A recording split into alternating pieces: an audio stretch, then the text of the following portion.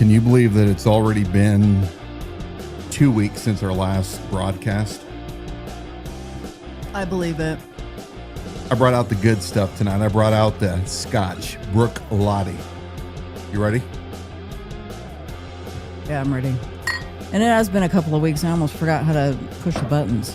I almost forgot how to log on to this thing. We had a hot date last week. You were calling me over to a different spot, and I didn't finish doing what I was doing. Well, I do like to reach out and touch you every once in a while. I didn't finish doing what I was doing. All right. Here's some of the good stuff to you. Cheers. Thanks, babe. It goes real good with my Alp chew. Got that ALP QR code there in the corner. You can go shop online and support this program on Liberty Without Compromise Network. And for those of you joining us here a bit early, logging on early, make sure to share this live stream feed to your page or profile. Get a jump start on it, and get a jump start in that comment section. Can't wait to hear from you. Looking forward to our guest tonight. He's been putting in the elbow grease, putting on the miles to protect the people of Idaho, oftentimes ungrateful people of Idaho, their liberty. What do you have? You got nothing to worry about. As long as you're not doing anything wrong, you got nothing to worry about. Mm-hmm. If I hear that one more time. Stupidity is what it is. Tyler sending you messages. Good morning. Oh, we'll break it out, brother. Now's the time. You ready to be on camera? Let's do it. Okay.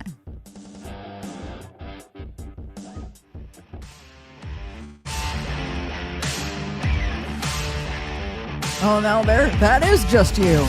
Say hello. Howdy. Welcome to the Liberty Without Compromise live stream broadcast. We are your hosts, Dan and Dawna Wilson. If you're brand new here, we welcome you. And for those of you like Suzanne, who've been with us from, probably the beginning, thank you so much for being a part of what has become the only live, locally produced weekly program dedicated to government accountability, transparency, and the issues that matter most to North Idaho. Every week, we dig into stories that you're not going to find covered in depth anywhere else, no matter what they say, bringing you original reporting, public records, interviews, and conversations with the people directly involved. Before we get started, do us a favor. Be sure to like this broadcast. Give it a thumbs up. Join in the conversation in that comment section right now. It's not too soon to get started. And then share this live stream so more people can be a part of tonight's discussion, and it's going to be an important one. You can also text or leave us a voicemail anytime during the show at 208-366-4671. We read your comments throughout the podcast, and your questions often help shape the conversation. Sometimes Dan will address those directly. A quick reminder, the opinions expressed tonight are ours specifically unless otherwise stated.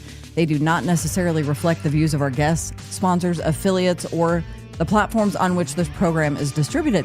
Tonight, we are asking a simple question. Who is watching you?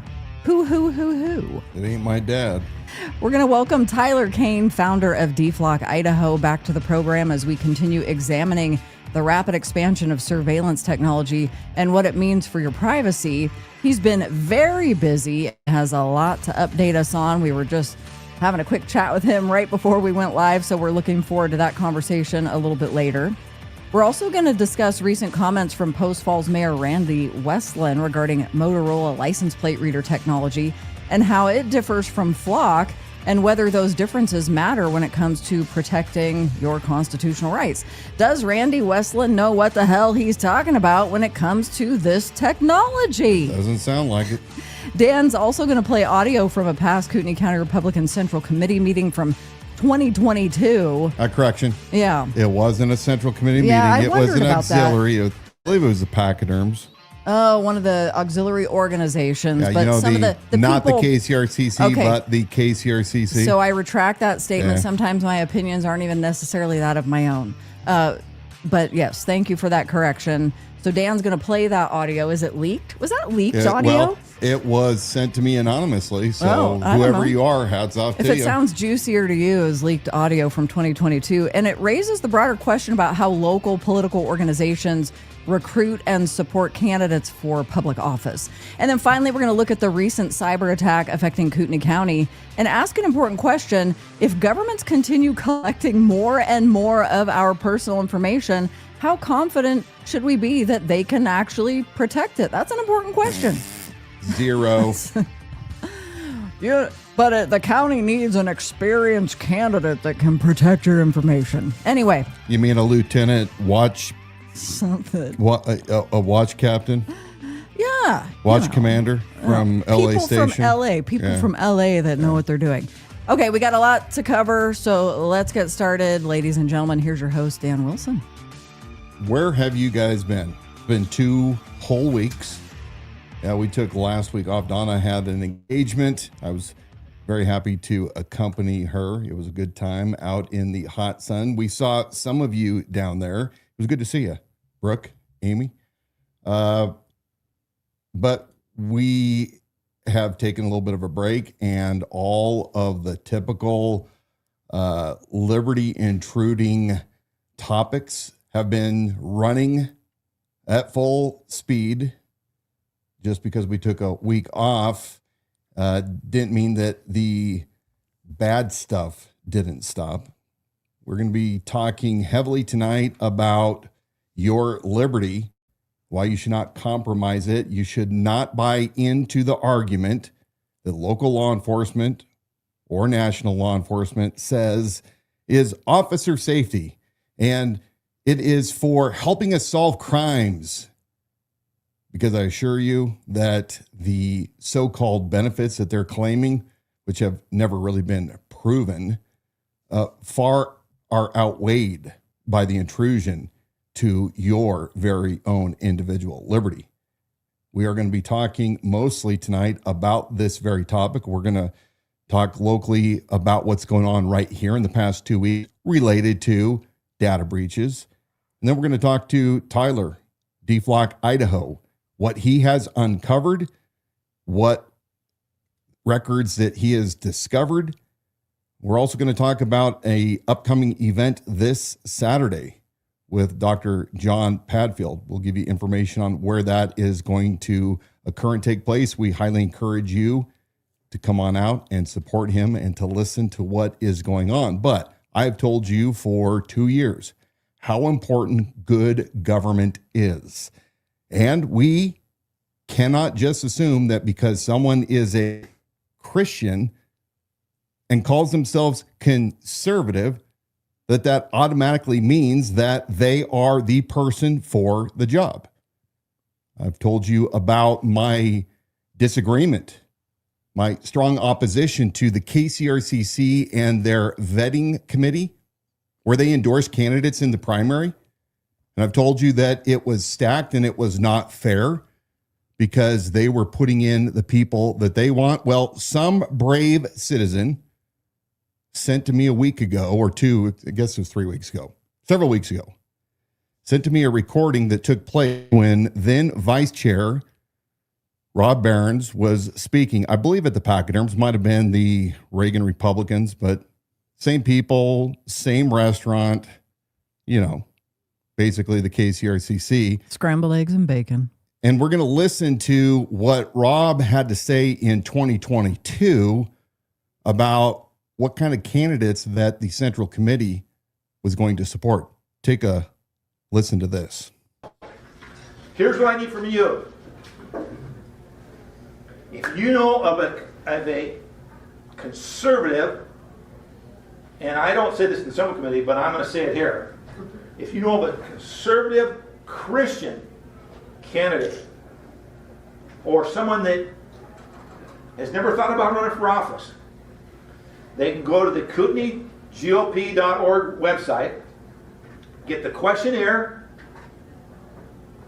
on there where it says candidates vetting and questionnaire.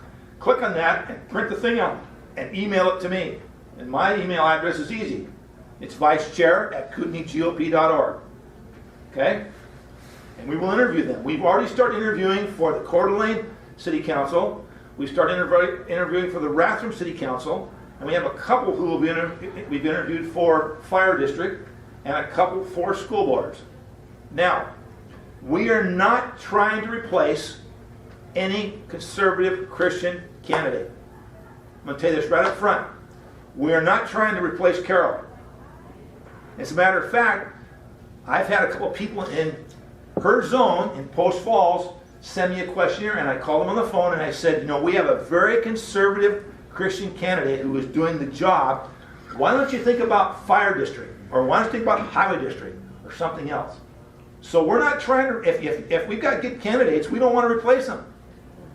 And what we don't want is two conservative Christians running against each other in any office. And one of those gentlemen is here, I'm going to refer to. We had two conservatives running for the 3rd District Senate in the May of 2020 election, and the two, Mark being one of them, split the conservative vote, and the non-conservative won the primary. Now, if you know about the politics in the partisan races, if in this part of the state, not necessarily Boise, but if you win the primary, you've won the general election. So we've got a big task before us. Yeah. So we want Christians. We want conservative Christians. We don't want conservative Christians being replaced. We want Christians. We want Christians. This is Rob Barron that was the head of he just, I think, was voted out here a couple weeks ago. But for 4 or 5 years, he was the vice chair under Brent Reagan and in charge of the vetting committee. And my question is, why is that a dangerous statement? You are the vice chair of the Central Committee. You're going out and speaking. In fact, he brags that he would not dare say this in front of the regular Central Committee for probably obvious reasons. But why is it dangerous when you have a vice chair bragging to a group of people that are like-minded in an echo chamber that we only want Christian candidates? Now, this clip was taken out of 35 minutes. In fact, it was so boring. Donna and I, when we listened to it, how many times did I fall asleep and have to rewind it? No joke. That was some rebel rousing Friday night of us listening to this. Rob Barron's is like next to Bob Norris, the worst speaker I have ever heard in my life. I feel sorry for anyone that had to endure that 35 minutes. But why is it dangerous? I think it simply comes down to this. Your government is not your church. And I want to ask the sycophants of the KCRCC and the Rob Barrons, what exactly is a conservative Christian? Who is a Christian? Is it the Protestants? Is it the Presbyterians? Is it the Candlelight Christians or the Altar Christians or maybe the Mormons, the Jehovah's Witnesses, the Catholics? Who? And what branch of Christianity is acceptable versus what is not? And why is a person's Christianity the prerequisite as to whether or not they are a good candidate? Let's take a look what James Madison had to say in one of his publications. He says, "Who does not see that the same authority which can establish Christianity in exclusion of all other religions may establish with the same ease any particular sect of Christians in exclusion of all other sects? That the same authority which can force a citizen to contribute 3 pence only of his property for the support of any one establishment may force him to conform to any other establishment in all cases whatsoever." Of course, that was from his memorial and remonstrance against religious assessments. He wrote that before the Constitution. And his point is that once you make Christianity a prerequisite for office, you are establishing a ruling class over another. I'm a born-again Christian. I'm a follower of Christ. My entire worldview is one of a Christian worldview. But I have observed people that do not share my same religion that are more qualified to govern than many that we have currently in Kootenai County. And this is a great point. Who is Christian? Yeah, that's what I was getting at earlier when I said which flavor of Christianity. And then what happens when someday somebody else from the fleeing, the Exodus states come in here and they take over and they decide we don't want anybody that's Christian. This is the danger when you start putting a belief system, a religion at the top priority. Now, if you are a Christian organization or a club or whatever, and you are a group of Christians, whatever your denomination, and you say, hey, we want to promote our candidates that align with us, go for it all day long. That's awesome. But the Central Committee is representative of the local government. And I told you guys this. Many of you have experienced it. But Rob Barron said that, hey, if they find out that more than one person is running, he'll call them up and tell them, hey, we don't want to replace this guy. Why don't you run for this office? Rob Barron did that to me in November of 23, but instead of the coward calling me himself, what he did is he had Brenda Grassel, who I knew politically over in Spokane years earlier, come to me to tell me to move to Shoshone because Shoshone needed a good sheriff. This is how these kingmakers work, and I hope under the new leadership of the KCRCC that this practice stops. Rob said the quiet part out loud. If they win the primary here, they win the general election. Now, I do have one question for Rob and for Brent Reagan and for the leadership of the KCRCC circa 2024 when I ran. You said your prerequisite was conservative Christians. I have professed, and I did in my KCRC survey, that I was a follower of Christ, and I went into what that means to me. Bob Norris has, to the best of my knowledge, other than lobbying and campaigning in church facilities on Sundays, never made a profession of Christ that I've ever heard. It's not about truly they want people of faith. It is they want the people that align with what they believe government should be. They're the ones that they're going to promote. And it's dangerous and it must stop. Part of the reason that we have failure in local government, we're looking at yet another 3% increase this year in our taxes, which is the maximum allowed by the state, is, in my opinion, due to mismanagement, all the way from the Board of County Commissioners, especially the Sheriff's Office, and those that have not been, shall we say, fiscally conservative in their budgets, with the biggest culprit being Bob Norris and the Sheriff's Office, a budget that grew in 6 years from over 30 million to well over 55 million. Let's take a look right now at what Bruce Matari had to say in the budget, what is it? The budget deliberations. Take a look what he had to say. They published this on their YouTube page here today. We're going to talk about last week. Wrong one. It's the shorter clip, if I labeled it correctly. Oh, clip number 3, out of order. Okay, gotcha. To add to Thank you. is the fact that I think for people watching this, they should be aware of understanding why we're almost compelled to do the 3%. The county has been hit with significant expenses this past year through the budget. The first one is health insurance. We're seeing an increase, even with all the adjustments that we've made, of $1.8 million. On top of that, the steps, and this is something that will have to be looked at very closely in the coming year. Our baseline from FY26 to FY27 increased the A budget by $2 million. because of the steps that were issued in FY26. Then we have the steps that we're going to issue in FY27. And that is another $740,000. And these are things that this board and hopefully the other elected officials will work with us so that we can come up with a good long-term solution, because I don't believe it is fiscally sustainable with that. And then, of course, we got hit with the jail overtime. And that was an increase of this year between FY26 and FY27 of $1.345 million.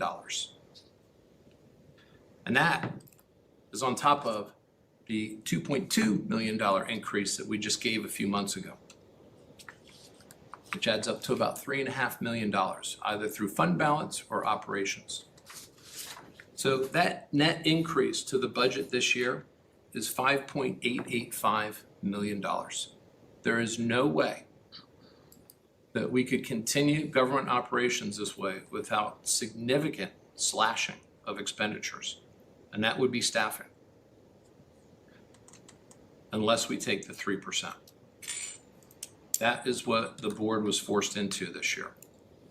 And so my hope is that the elected officials will work with us in every way we can to look at these jobs, to look at the steps, to look at everything, so we can mitigate some of this baseline, these massive baseline increases to the A budget, plus the steps that go for the staff during that year. If we don't make those changes, we'll be forced to in a way that will have huge adverse impact on everybody.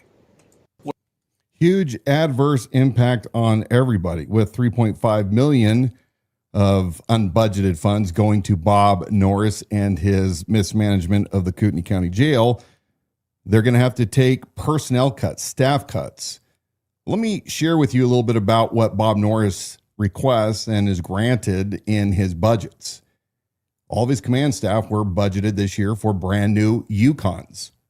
That is those Chevy SUVs over the Ford Explorers, fully kitted out, about $120,000, whereas an Explorer about $92,000 to $100,000, give or take. But this is for lieutenants and captains. There was about 8 or 9 of them, as I recall. And here's the funny part: you have captains like Jeremy Heil and other lieutenants and a sergeant that drive their vehicles to their residence in the next county, Bonner County. That's right. Command staff that doesn't even live in Kootenai County. They all live up together on the backside of Athol off of Claxton, 4 or 5 of them together, driving county cars back and forth. But for whatever reason, in a budget shortfall, instead of saying, hey, you guys aren't on the road as much, well, except for driving back and forth to work. Yeah, that's the majority of it. Yeah, we're not replacing your vehicles this year. We're not going to look cool and sexy. The rest of the world is suffering. I can tell you that in construction, all the way across the board for commercial, it's probably about the slowest that it's been since 2017. Now, I understand there's probably some residential guys that are still going gangbusters, especially in Kootenai County. But as I talk with my insurance agents and accountants and other sales reps and colleagues, it's tough. Kootenai County, you are no special exception. We tighten up our belts. You tighten up your belts as well. But this comes back to good governance. Just about every person that is currently an elected official was vetted and supported / endorsed by the KCRCC. And I would argue and say that at many times there were far better candidates available that could have driven the budgets down. I'm glad you went back to that. And I like how you tied those two things together, because I wanted to, when I listened to that Rob Barron's clip, I mean, you and I had listened to it the other night, but it's falling asleep. You really did. You got the highlight, the important piece out of the whole deal. But when he says, if we already have this Christian conservative candidate that we've chosen that's in this slot, we're going to recommend you to another position or put you in another position. I'm like, okay, so this has nothing to do with somebody having a personal conviction to run for an office because they're qualified or they have the conviction to do so. But it's just, well, we've got placement here, so we're going to put you in sewer, water, We or something finally else. found the quiet part out loud, Yeah. which they've denied forever. Yeah. Rob said the quiet part out loud. And it's a great example. Angela Brunson, the frequenter of the Asian sex trafficking massage parlors, suspected sex trafficking, the one that talked about them always trying to touch his penis. And that was the candidate that the KCRCC refused to unendorse when the body cam footage came out, and he admitted to frequenting these places to Coeur d'Alene police. He admitted to the Inlander that he knew nothing about water and sewer, and yet the person that had been sitting in that position was not a KCRCC recommended candidate, was far better qualified, but somehow Angelo, because he's a Christian, he's more qualified. This is what happens in government when you allow those to have a qualification test for religion and other things in order to run for government. Well, we talked back in April 8th to be exact, about an event that took place in Kootenai County. I had insiders inside the Kootenai County Sheriff's Office and the county confide in me that they had days earlier experienced a cyber attack. Took down phones, it took down computers. They were being told by IT that it was a software issue, a rollback. It wasn't a cyber attack. Watch what we had to say back in April, and we're going to talk about the new revelation that the county finally fessed up to just this week. Take a look. We're going to talk about last week. I brought to you guys my belief that from reports that I had received from inside Kootenai County Sheriff's Office and Kootenai County, that the county had suffered a cyber attack. And, we talked about why this is potentially bad. Among other things, what was compromised? We weren't told that it was a actual cyber attack publicly, as I have found. We had inside memos saying it was maybe a cyber event and maybe a backup server failed to fire. But we believe that something did indeed happen. We're going to play this first video here and let you see what happened this week at the Kootenai County Board of Commissioners meeting, what this individual had to say. So let's go ahead and play that video. We'll start with item 39, and that is Agreement for Services, Cybersecurity, Crow LLP with Information Technology, and Grant Kinsey. Thank you, Commissioners. Grant Kinsey, Network Admin for the record. I just want to thank you for getting this in under short notice. What this is just an agreement with the cyber forensic team we're working with. Time is of the essence that we get this agreement in place so that they can begin work on a cyber event we're looking into. We do not have a legal opinion on this yet. That is out to legal. What I would ask is that pending a legal opinion that we would be able to pass this back to the board and get it signed. Basically what's going on is this is all coordinated ahead of time through ICRIMP, and ICRIMP has a deductible for us.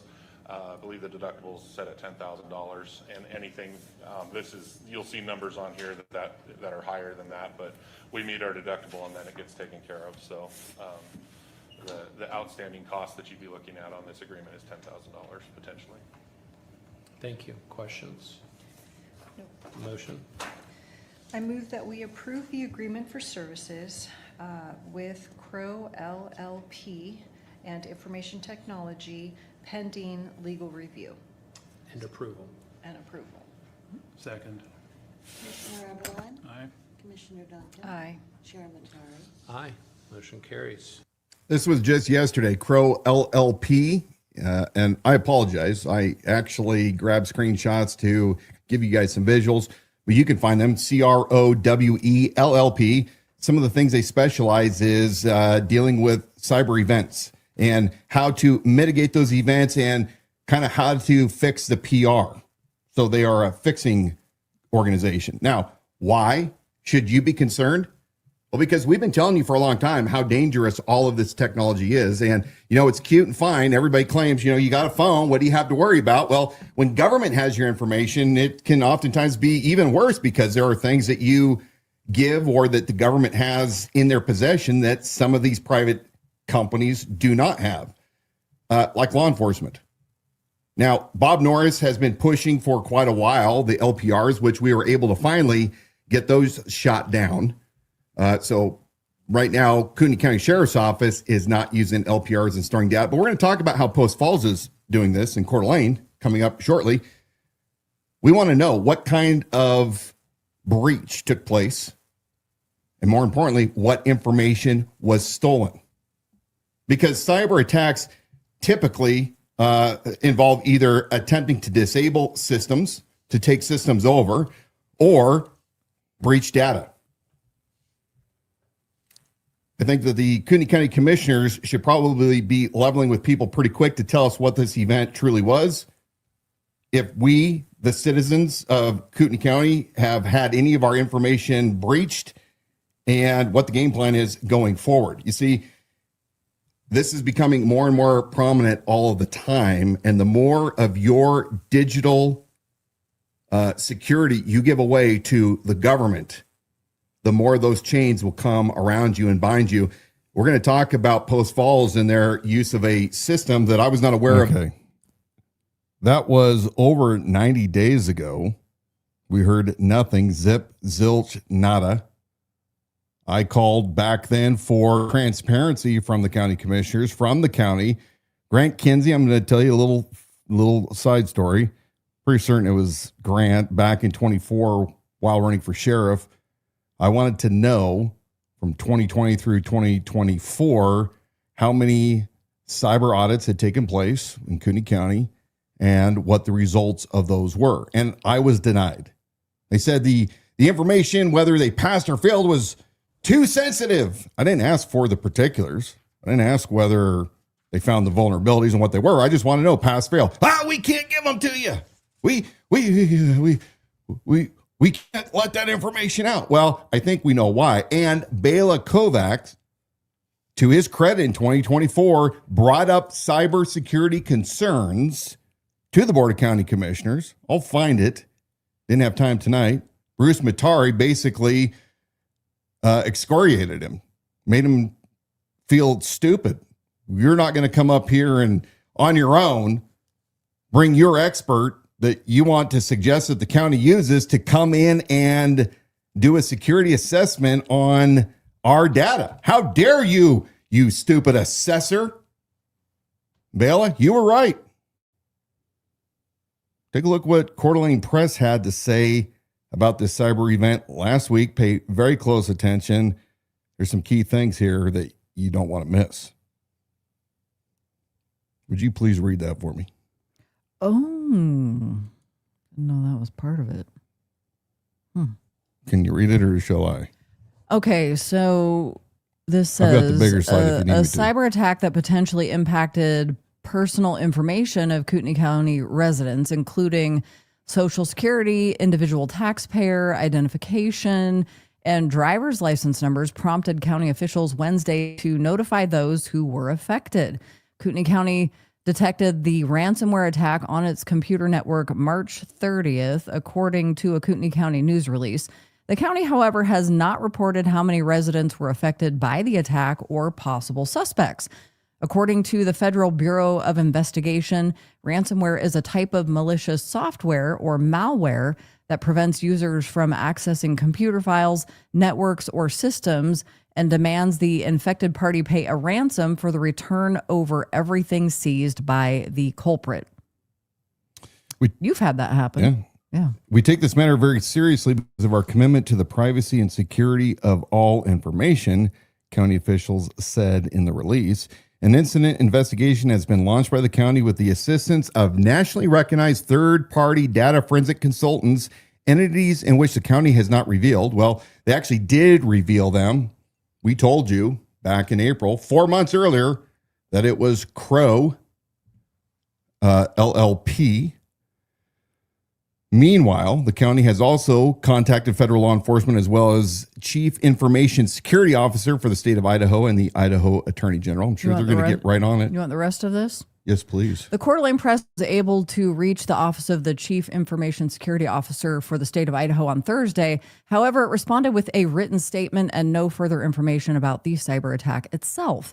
Quote, Idaho State Code requires Idaho counties to report personally identifiable information, that's PII, breaches to the Idaho Attorney General and the Idaho Office of Information Technology Services, that's the ITTS or ITS. The office said this, and quote, insurance carried by most state of Idaho cities, counties, and school districts requires this as a mandatory step as part of their cybersecurity incident remediation process. The county said it has responded to the cyber attack by taking or will take steps to prevent further malfeasance. This includes deploying security tools to enhance detection and accelerate response to cyber attacks, monitoring its networks by using endpoint detection tools, conducting an enterprise-wide password reset, and more preventative measures. In addition to basic personal information potentially being effective for Kootenai County residents, biometric identifiers such as fingerprints were also potentially impacted for a, quote, small number of individuals. I wonder if I was one of those, according to the release. Were you arrested?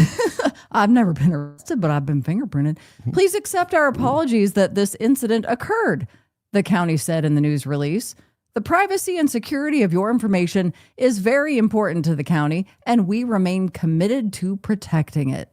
The county encourages anyone with questions or concerns about the incident to call its dedicated assistance line, there's the number, between 6 a.m. to 6 p.m. Monday through Friday, excluding major holidays. We're sorry.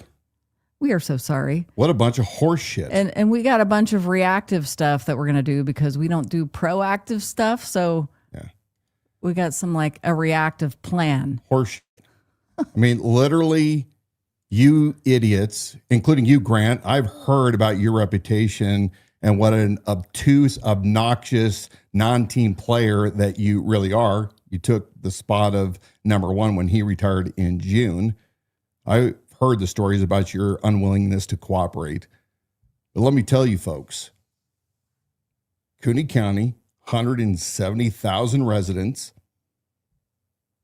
They are so disorganized, so behind the curve that they get a security breach and then it takes them 4 months to notify the public.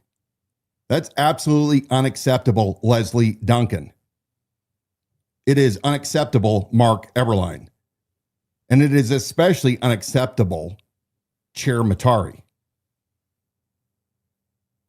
Now, my question is, who out there has directly or had someone they know affected by this breach? We want to hear those stories.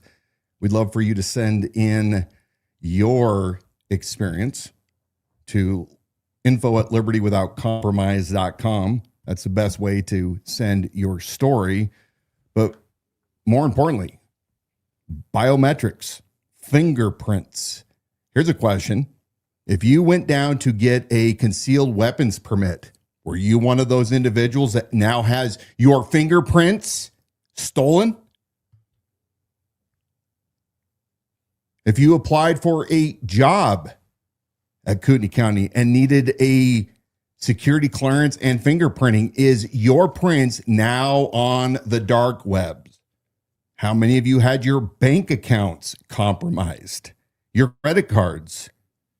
This is for the kind of response they did. Crow LLC didn't give them their money's worth. No accountability. No extreme ownership. Where's the sheriff on this? Oh, I know. The sheriff is supposed to secure the county against all threats except for cybersecurity. Even in 2024, I realize how important cyber attacks are to the infrastructure, but apparently the phone-in sheriff, the one that's too busy in his civil lawsuits, doesn't lead the way on ensuring that our county is safe. Now, why is this breach especially troubling? I'm glad you asked that question. because there is this fallacy that keeps circulating around and around and around, which is that your data, when captured by ALPRs, those are automatic plate license readers, like ALPRs, automatic license plate There readers. you go. I didn't flow off my tongue.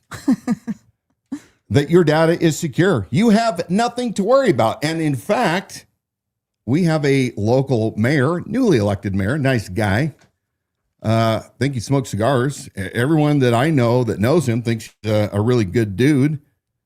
But he caught my attention this past weekend when he went out on his X account, Facebook, and other outlets to let this letter out to defend that they're not using Flock and what he thinks specifically about that. Would you go to our slide, please? I'm going to do that right before we bring that letter up and keep you in a little bit of suspense. I want to remind you that Tyler Kane, founder of DFlock Idaho, is going to be joining us here in just a little bit. So we want you to hang on for that. And you're going to see how all of these things that Dan is moving toward is relevant to the conversation we're going to be having with Tyler. And then also, thank you to our affiliate Alp Pouches, become one of Dan's favorites. There's a QR code up on the screen right now to go and do your shopping and help support this program. Smoke, no spit, no compromise. That's right.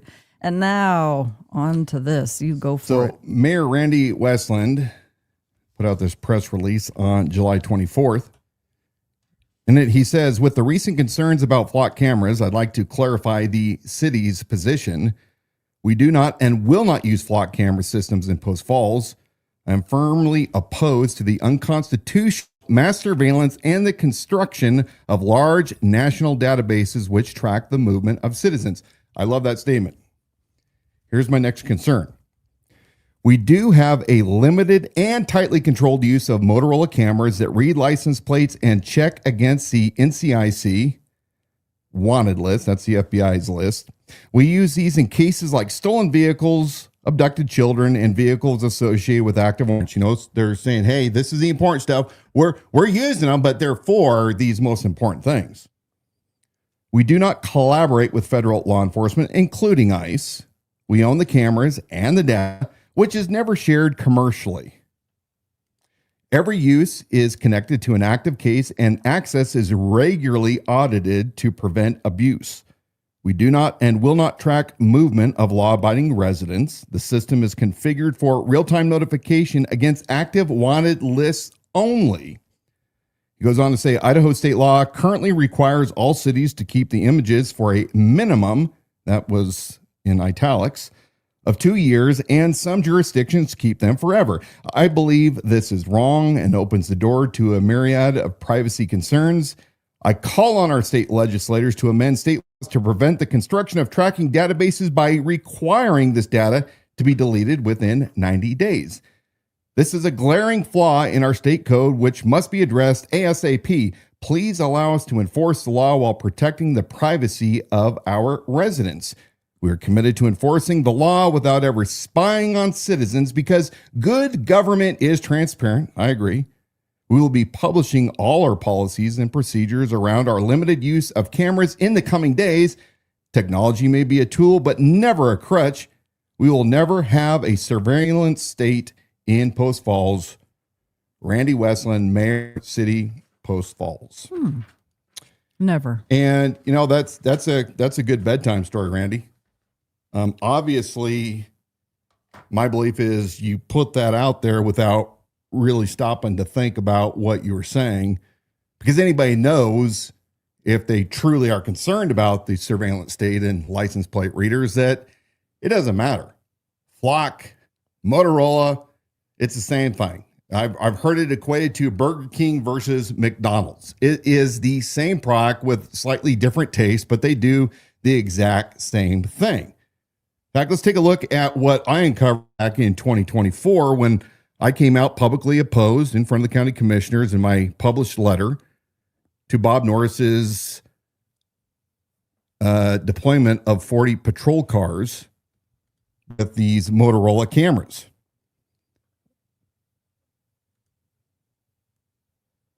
I'm making sure I have the right slide. This comes from Security Week. They talk about in 2024, The Electronic Frontier Foundation has issued a warning on the risks and threats associated with mass surveillance technologies. By the way, they call it mass surveillance. Just to be clear, not my words, mass surveillance technologies following the disclosure of several potentially serious vulnerabilities discovered recently in automated license plate readers. Now, our guest Tyler is going to probably talk, I would assume, about flock vulnerabilities. He may or may not. They have been documented. But we're talking today, right, about Motorola. They go on to say that the organization's latest warnings come shortly after the U.S. Cybersecurity Agency, CISA, issued an advisory to inform organizations about several vulnerabilities found in vigilant license plate readers made by Motorola Solutions. The security holes, some of which have been described as high severity issues, can allow an attacker to bypass authentication, gain access to sensitive information, deploy backdoors, and shut down cameras. This is possibly due to insufficiently protected credentials, hardcore passwords, or hard code passwords, and weak authentication mechanisms. Okay, so we talked about this in 2024. We also showed you this. This is Matt Brown. He is kind of an expert on showcasing the vulnerabilities in electronic hardware, to include Motorola cameras. And on this video, he actually breaks into a Motorola camera and he takes control, kind of similar to Ben Jordan and his team with the flock cameras. Here's from the now pulled from the internet publication from Motorola that was out there in 2024. Glad I grabbed it. Here's some highlights I think you need to know, Mayor Randy Westland. Their Eyes on the Road publication with partial plate numbers or even just vehicle descriptions, make, model, color, etc. Okay, you get this, guys? Partial plate numbers or even just vehicle descriptions, make, model, color, etc. They can conduct searches that return possible matches and images for review. And also apply date and time filters to help narrow prospects down. Date and times, interesting.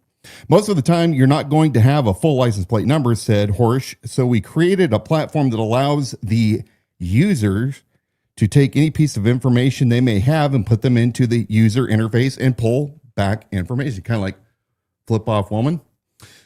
When a vehicle identified, Vigilant Vehicle Manager provides its location history and can even predict where it might be in the future if officers need to contact the operator. 2 years ago, Motorola was bragging that they have the capability. You just flip a switch, you just pay a little more, but they can build AI algorithms of the probability of where you are. Very interesting. Reporting networks provide access to data for more than 1,800 agencies, a total of more than 44 billion records that produce more than 600,000 alerts per day. I'm just going to hit the highlights. Beyond individuals, Vigilant Vehicle Manager can also help power larger investigations and search functions, allowing geofencing with make, model, time, date, and other filters to find vehicles that frequent certain areas or are noted at multiple sites of interest. Agencies can set their own policies for data retention, and the platform enables easy growth of the LPR system's reach through the inclusion of other law enforcement and private business partners. Business partners. Commercial Central, where allows you to aggregate intelligence from various sources and put it onto a common platform. It can integrate LPR data and incidents caught on camera by police and non-police cameras, consumer and business camera videos, again, without your consent. Those parameters can all be searched around where it's anticipated that you find LPR coverage. This all points to an important truth about LPR systems. There is huge value in the real-time information they provide, the alerts to wanted vehicles, the power to identify subjects, but there's possibly even more in the data they accumulate and store. In those mountains of bytes lie the answers to questions and crimes, and the right software makes them easier to ferret out. I mean, it goes on and on and on. Well, even going back to this, I'm not trying to get you off track, but it talks about integrate LPR data and incidents caught on camera by police and non-police cameras, consumer and business camera videos. The other night we watched, I don't know if it was on Prime. Mercy. A show called Mercy. Prime and movie, Chris Pratt. It was almost just like too in there that it was tough to watch. But you got to think about this when it talks about consumer and business camera videos that they're accessing.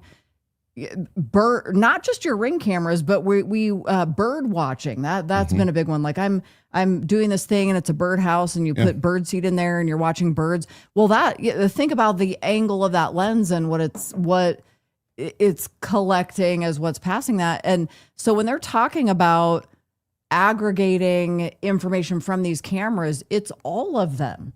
It's all of them. Look what they say right up here above. Command Central Aware also allows video and security footage from businesses around the scene to be linked to the event. They may provide additional insight into plates, people, and activities. If an officer is directly involved, their body cam, dash cam, and of course, mobile LPR data is included, as well as users of Motorola Solutions.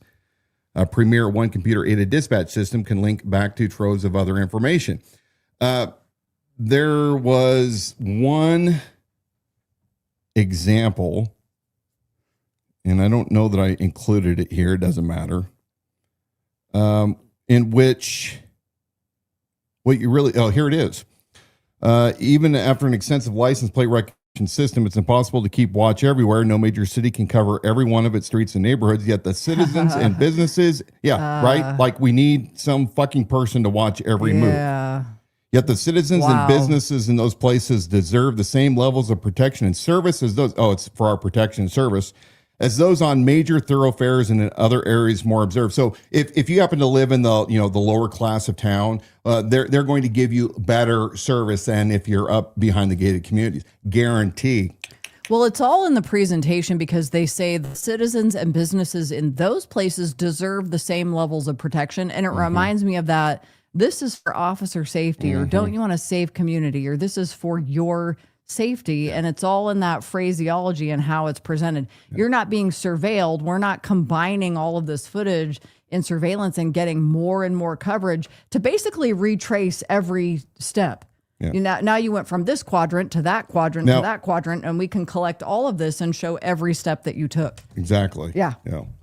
What those establishments and residents may have, however, is private security camera systems. These are proliferating in locations from shops concerned about violence and thefts to front doors of people's homes. Their numbers soared with the post-COVID-19 crime surge, and rapid continued growth is expected. What if those private eyes, the doorbell cameras and closed-circuit systems and other video security mechanisms could be connected to an advanced citywide LPR network? They could extend its reach exponentially without any impact on city officers. That strategy they're embracing. Any impact on city coffers, meaning they're presenting this that there's not going to be any impact on like your tax dollars, increase in taxes, or your city or county budgets. They're providing you all these services provided to you. And think about it. The county is getting, well, this is just these drones or these LPRs or these systems or these cameras, we're getting government funding. It's not even costing you any extra. And think about like the crimes we're going to solve and how much more safe you're going to be with all of this. Well, I've heard the rumor, by the way, real quick, Kootenai County, their failed helicopter program, what they're planning on doing with the junk helicopter and the amount of drones that they're planning on using in Kootenai County. Let's go on under. This is what I want people to really pay attention to under this last paragraph. Hammond sits at Indiana's northwest tip, part of the Chicago metro, but with 80,000 residents of its own. Interstates 80 and 90 connected to the major city. And at the end of the day, what we're going to find out, and I guess I didn't include that. Yeah, I'm not saying it. They were one of the test cities where they combined private, business, and government cameras together to have a real live view. We need to talk about this with John Padfield when he has his event this coming weekend. we're going to be talking more about John Padfield. He's got an event coming up. Dan and I will be there. Looking forward to seeing you there, and we'll give you more of the specifics on that here in a little bit. But at the end, I guess in conclusion, Mayor Westland, seriously, you can't be that naive. I would expect from the reputation of what I've heard about you that you can't really be that dumb. So my question to Mayor Westland is, are you treating the people of Post Falls, which my business is in Post Falls, I'm a taxpayer in Post Falls, Are you treating the people as if we're stupid and you think that you can bait and switch us on this? You know, yeah, we're not using Flock. You're not using Energizer. We're only using Duracell. Or are you really that naive? And then the question is, who are you surrounding yourself with that can't bother to give you good intel? Bottom line, it doesn't matter what you say. You can say all you want that you can control your data, that it's yours and it's limited and all this, but that doesn't prevent the cameras from being hijacked. It doesn't prevent the data from being intercepted and stolen. And at the end, for what? What is your metrics to show, which Bob Norris was never able to do to the county commissioners, that it increased your clearance rates, your solve rates when you close cases down? The International Associations of Chief of Police put out a publication not that long ago that said that the ALPRs have not demonstrated a reduction in crime, a deterrence to crime, or any increase in solvability. And all of you cops out there, my friends, I have lost friends in law enforcement because of this. Do you fools not realize, and I'm calling you fools because we're talking about the Bill of Rights here. Dan Wilson's Do you lost fools not understand that the very thing that helps you do your job so well will enslave even you? Mm-hmm. Do you not understand this? Yep. When you are being fed in a conference, your bagels and donuts and hamburgers, and your after event parties, and they're wooing you to tell you, hey, these are great systems. How in the hell do you not take a step back and say, what is the trade-off? The liberty of me and my fellow citizen, my family, versus so-called convenience? There seems to be cowardice in many law enforcement that promote this, and very few men that have stood up. There's a trooper back in Rhode Island that did. It cost him heavily. But very few law enforcement dudes have bothered to come out and speak out against this. So, Mayor Westland, we would love to have a rebuttal. If you want to come on the show and clarify your statements, please do. But we've shown 2 years ago, doesn't matter what your guys are saying on the inside, doesn't matter what your chief of police or the sergeants or the lieutenants or your own security guys are telling you, it's been proven. No data is secure. We do not want to be surveilled, period. We don't care about what you claim can do for the benefit. We don't want it, period. Seems like your law enforcement, you said they're going to conferences, they're being fed information about what this technology can do, and it's presented. I mean, we even saw how it was being presented in what we read there. These communities also, like these underprivileged communities, they also deserve to be safe. But there's this, my perception is that there's this mentality for law enforcement that they have access to a system and it's almost a toy in a sense. Sure, it's a toy. That you don't, or I don't. It's a little bit and of that power. comes back to, yes, the power and that elitist mentality. And then because to watch them, there's no objectivity and just the hypersensitivity and the defensive position when it comes to even questioning it. When we're looking at the data that there's no evidence, and I know for a fact Tyler's chomping at the bit for this one. We've been talking a little bit in the private chat, so there's a lot that he's going to be able to contribute to this conversation. But where's the data that this saves lives or fights crime or they have been able to show it. statistics? Yeah, it doesn't exist, but they'll get so highly defensive. I would say I'm very fond of Ed DePriest, councilman up in Hayden. In fact, we've had him on this show. I talk with him on occasion. Good man from all my experience with him. I know that he happens to be on the other side. He thinks that it's a bunch of hyperbole and fear mongering. But my challenge to Mr. DePriest is, if that's truly the case, and as a public servant, what would you think about the citizens requiring to put a Apple tracker and what are the AirPod? What do they call those? Well, I think you got. What's the little? No, I know. Well, it's the tracking device. tracking. Everybody but us can think of it. It would be awesome if, and I'm meaning this in all sincerity, public servant. Let's go ahead and put it on your vehicle and on your person. That way we can just watch where you're going all the time. And that way we can ask questions. If something looks suspicious, if you happen to be meeting Bob Norris for ribs, You're at the bar too long. yeah, I mean, you had you know, more than 2 beers. We need or to know. Or if you're going to a party with Matari, I mean, we the citizens, we just want to know it's for all of our safety. AirTag. Thanks, Tyler.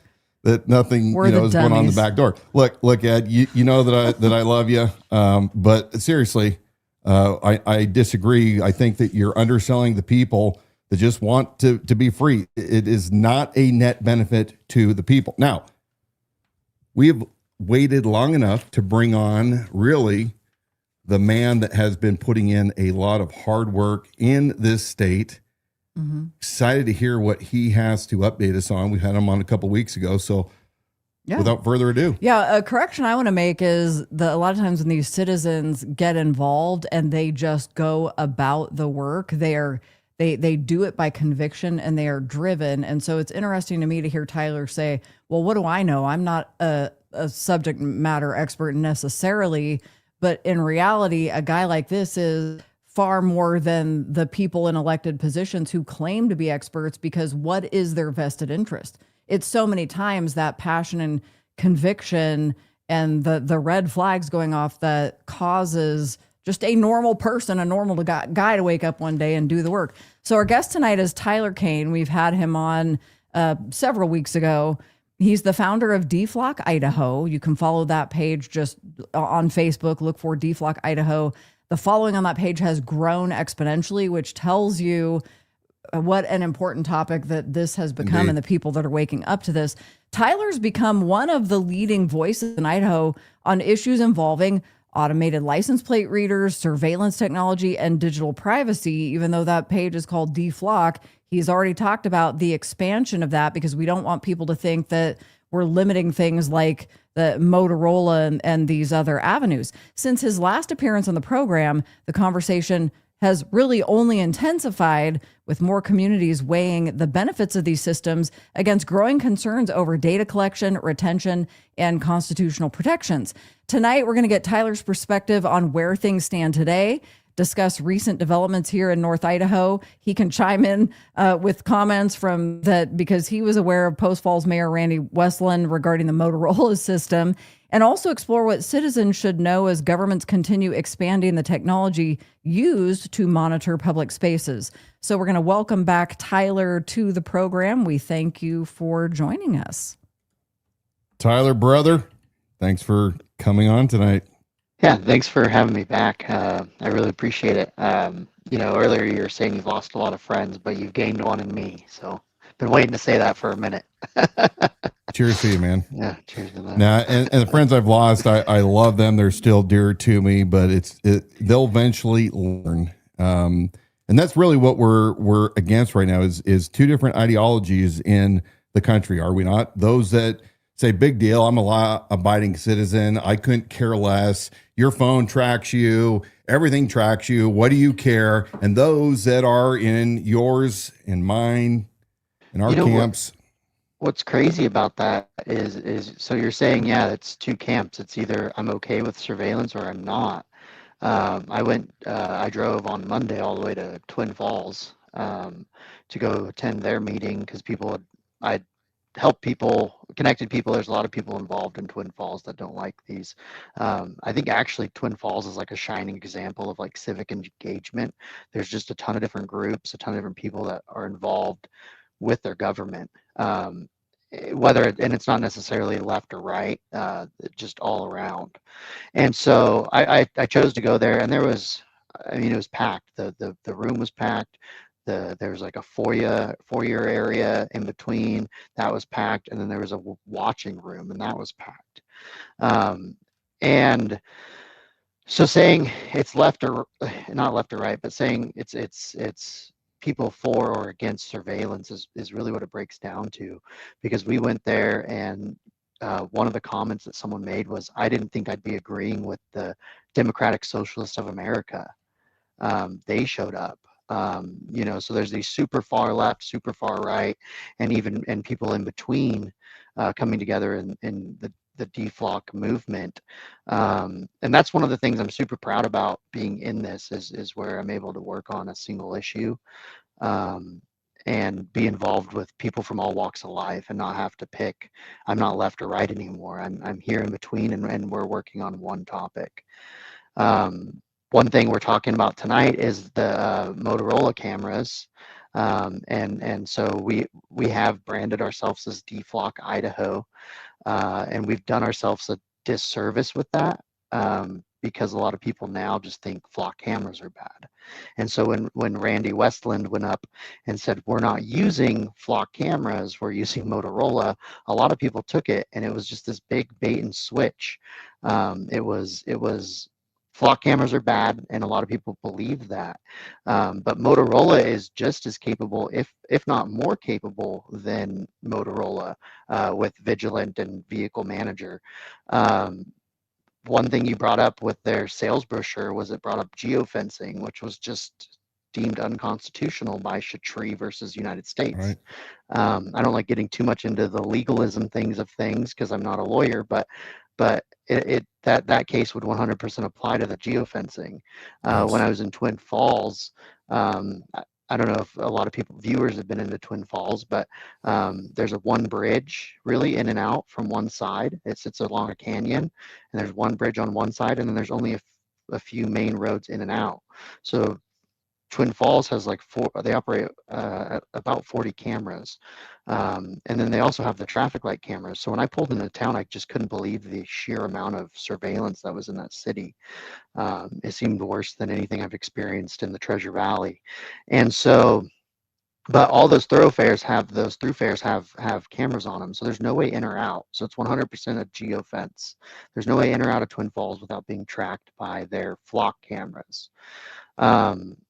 But what I would like to, so my big thing, I'm very frustrated with the Post Falls and Randy Westland. To say that I support the Constitution, but I support using Motorola cameras would be the same thing as saying I support the Constitution, but I support using flock cameras. Yeah. They are at the end of the day the same technology.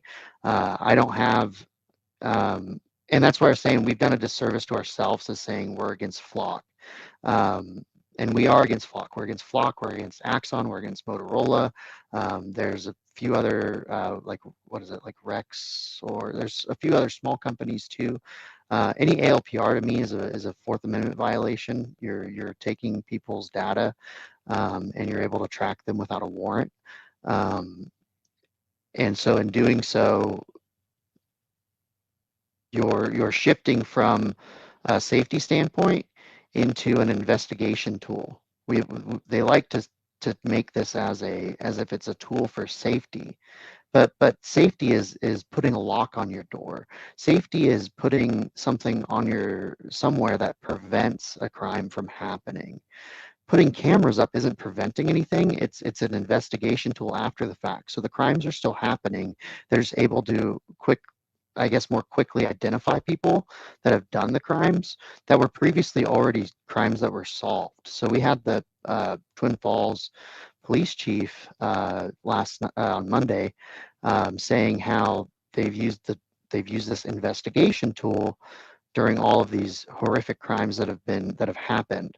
And he even went as far as to explain how they'd solved crimes before, which was just finding, they'd go out and they'd find cameras and they would, request people's private footage and eventually find someone.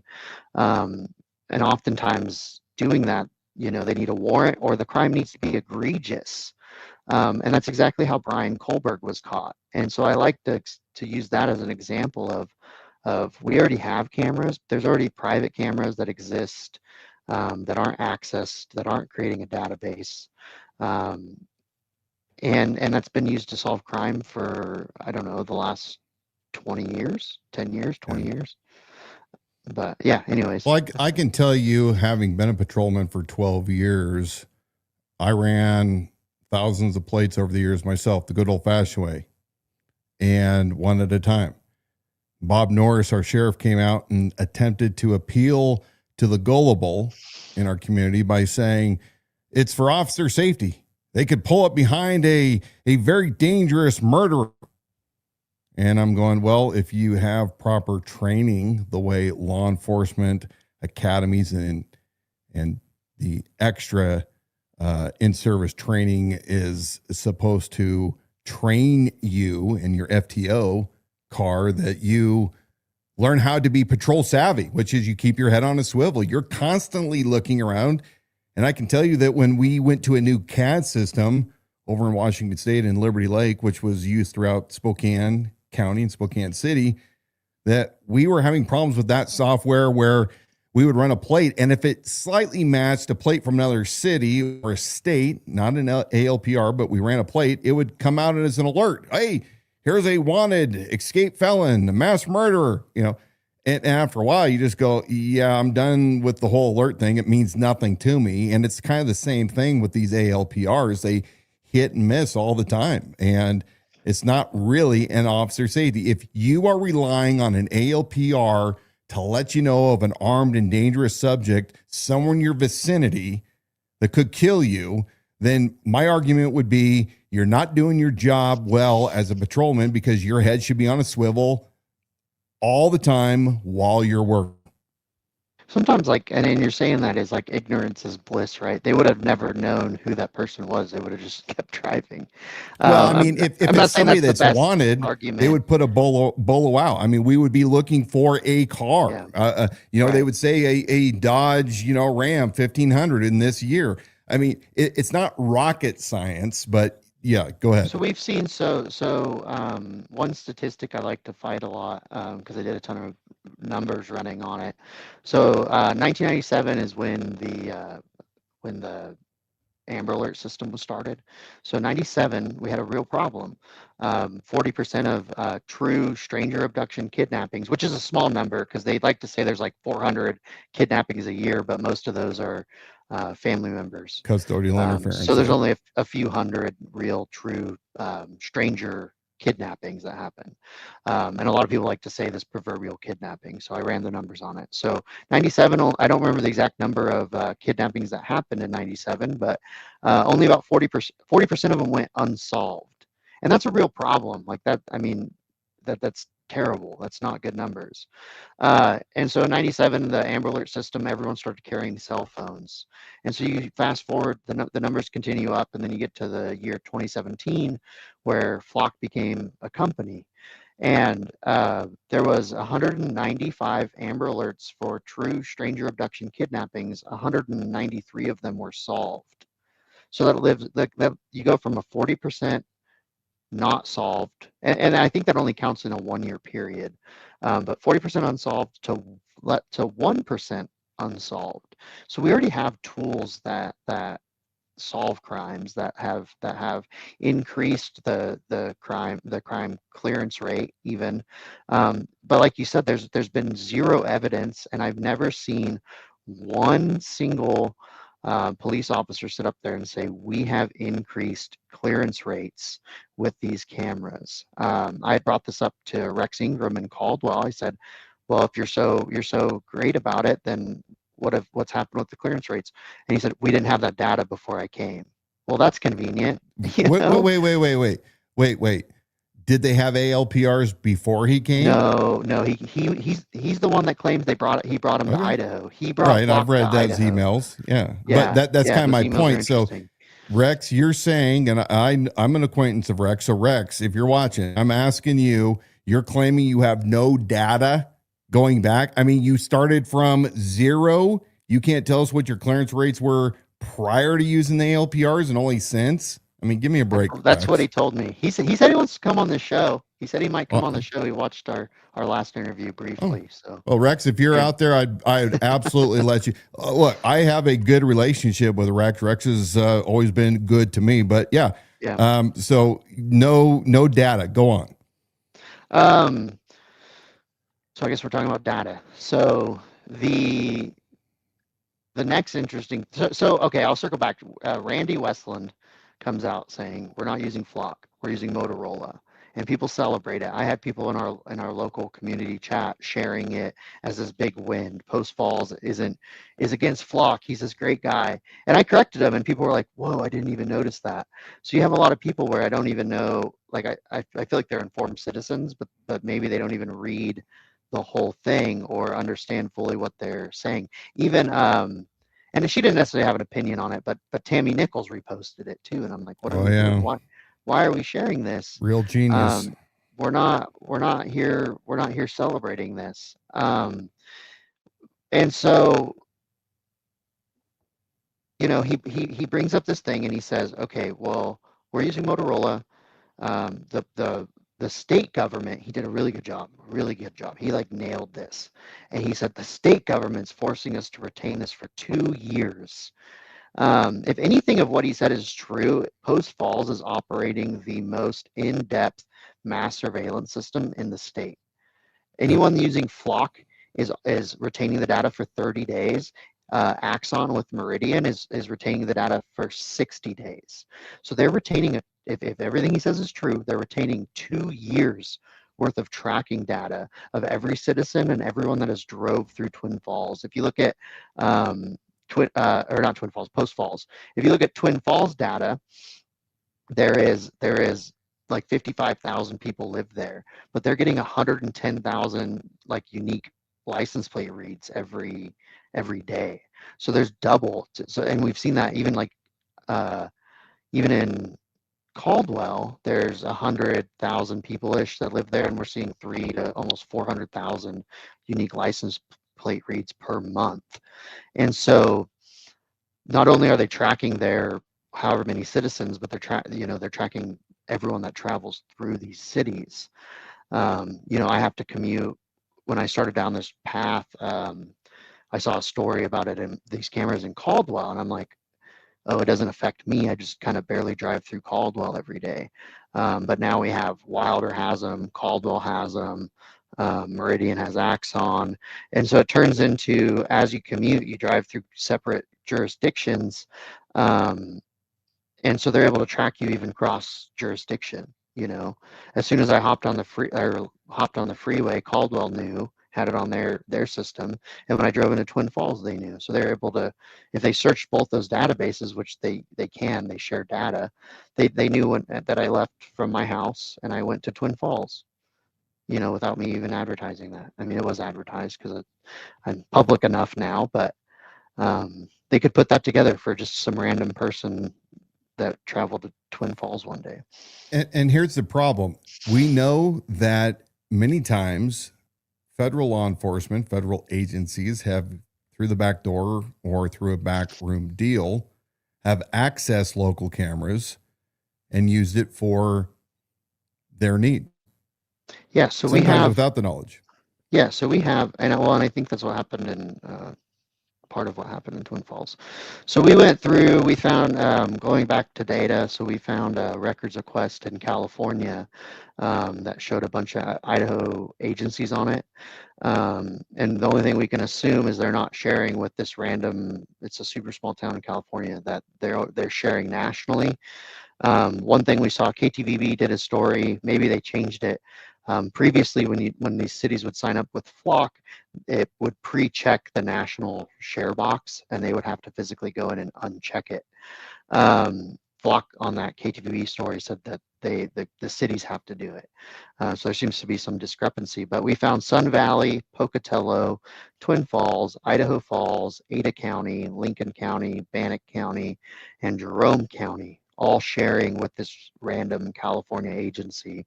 Again, we found them on random other cities' share lists, and we can only assume that they're just checking nationally because they're not signing a contract with a city of a few thousand in California.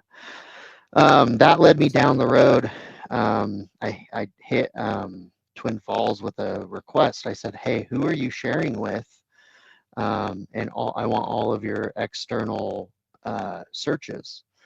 So some weird things that they're sharing with is there's a few, we'll start with the really weird one, the Nevada DMV. So why are we sharing with the Department of Motor Vehicles when these cameras are supposed to be used only for law enforcement purposes, investigation of, misdemeanors, felonies, missing persons. And like if there was a traffic accident, they could look at the camera to see what happened.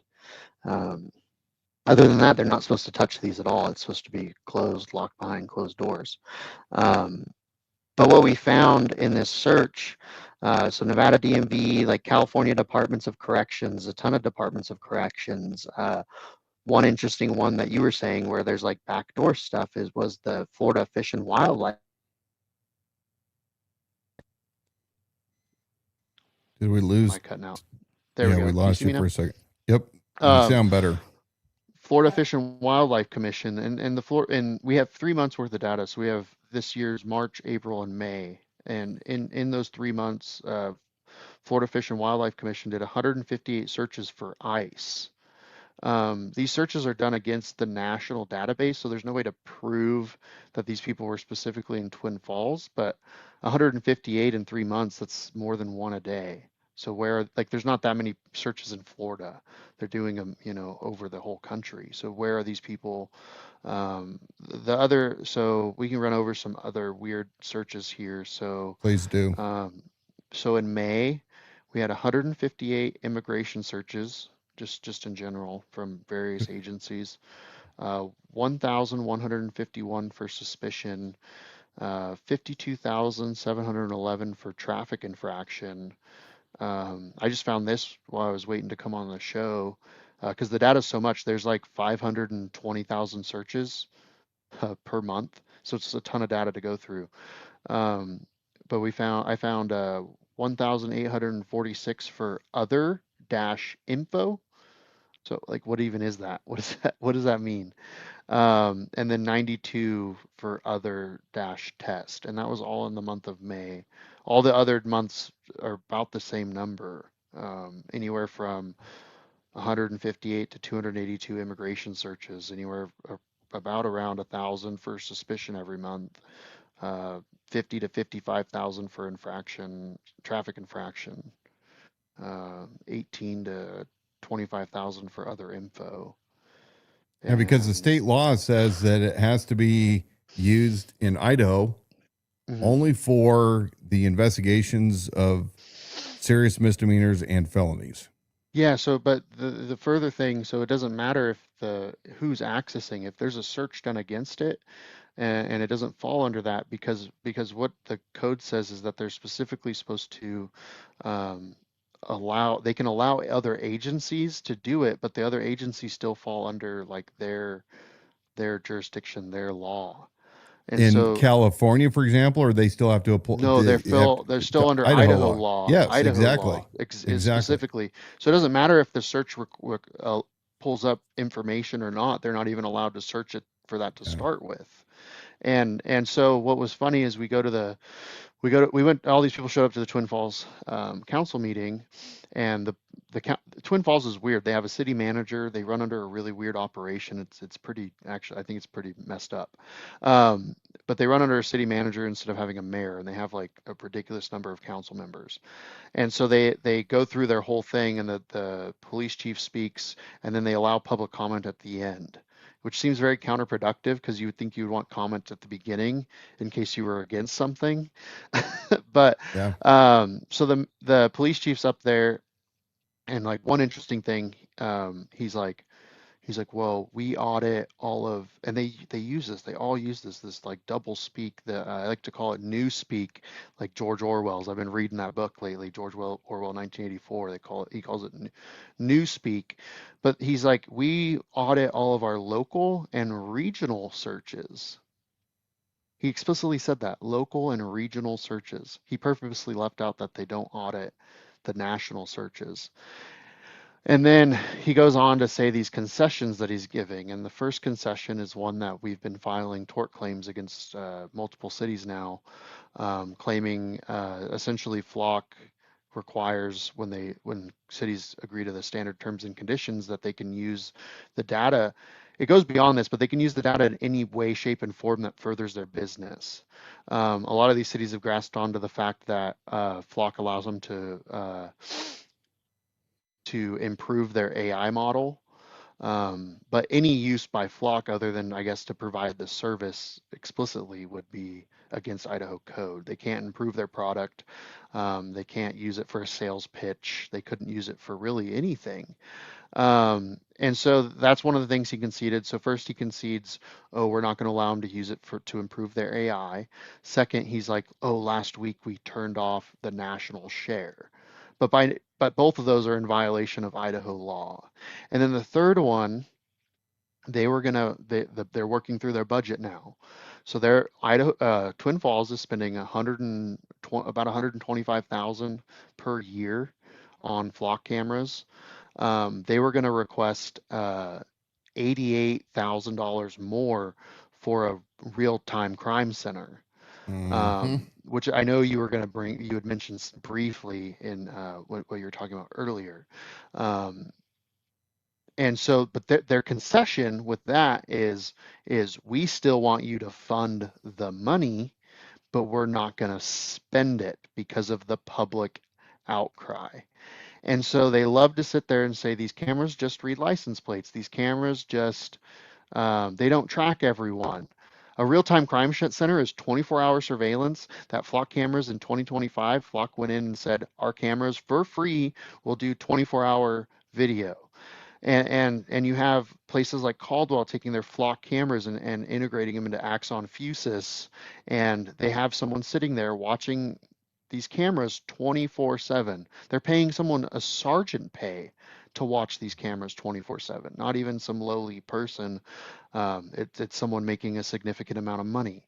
And it's so funny because the idea behind these is okay, well, we have, and they like to say it as, oh, we're just reading license plates. Oh, we're not tracking everyone. Oh, we're not doing this. Oh, we're not doing this. But we've already seen mission creep happen over time. They get access to just simply what they consider license plate readers, and then now they want a real-time crime center, and now they want, and now they want, and now they want, and then eventually we're gonna have biometric tracking. We're gonna have all these other things that they want. It saves me 3 hours of time on a computer. Caldwell, Rex Ingram said when he first asked for Flock cameras, he explicitly said, we don't have someone sitting in a room watching cameras. We're not doing all this stuff. And now we have that. We have that in Caldwell. Someone sitting I in a saw room. that picture. It's unbelievable. Oh yeah, and that's what's even funnier is they're like, we don't have cameras watching people, and the first time you see it on the news, I've never been there. I refuse to go there. I refuse to be complicit in this, what I think is a crime. I don't even want to see it because I think me even seeing it is a violation of other people's Fourth Amendment. And Rex Ingram tried to get me to come down there. Anyways, when you see the first picture of it is two big monitors. And then a few months later, you see the news down there and there's two big monitors. And then there's these TV screens, like bigger TV screens than I have in my house. They're like the size of, they're like the projector. They're so big. And they have probably 30 to 50 streams on each screen. So every single camera in that whole city is someone can sit there and look at all of them in one time. Rex, again, I have somewhat of a personal relationship with him. We don't talk all the time, but during the campaign in 24, he reached out to me and, befriended me, and we had a lot of great conversations. He came from LA. He was a lieutenant there, as I recall, and, decided that he wanted to move to Idaho, was commuting back and forth, and left that career there to come here. I know there's been other controversies. I don't really know the validity to them, but that is an example of California bringing in their ideas into small Idaho, which they're doing around the country. They're getting blowback in all 50 states. But I would argue with my friends like Ed DePriest and others who say it's no big deal. Ed, what happens when the other side takes over? I think about COVID just 6 years ago. You're not going anywhere. You're told you're not essential. Stay home. Well, what happens when they have this ability to track you and then to fine you or to penalize you or to make it a crime? And you could say, well, local law enforcement may not do anything, but what happens when the feds come in and then they say, we are taking over your cameras, and yes, we will enforce it with our shock troopers. I mean, Ed, I know that sounds outlandish, but you have to think from a liberty standpoint, the reason why we have the checks and balances.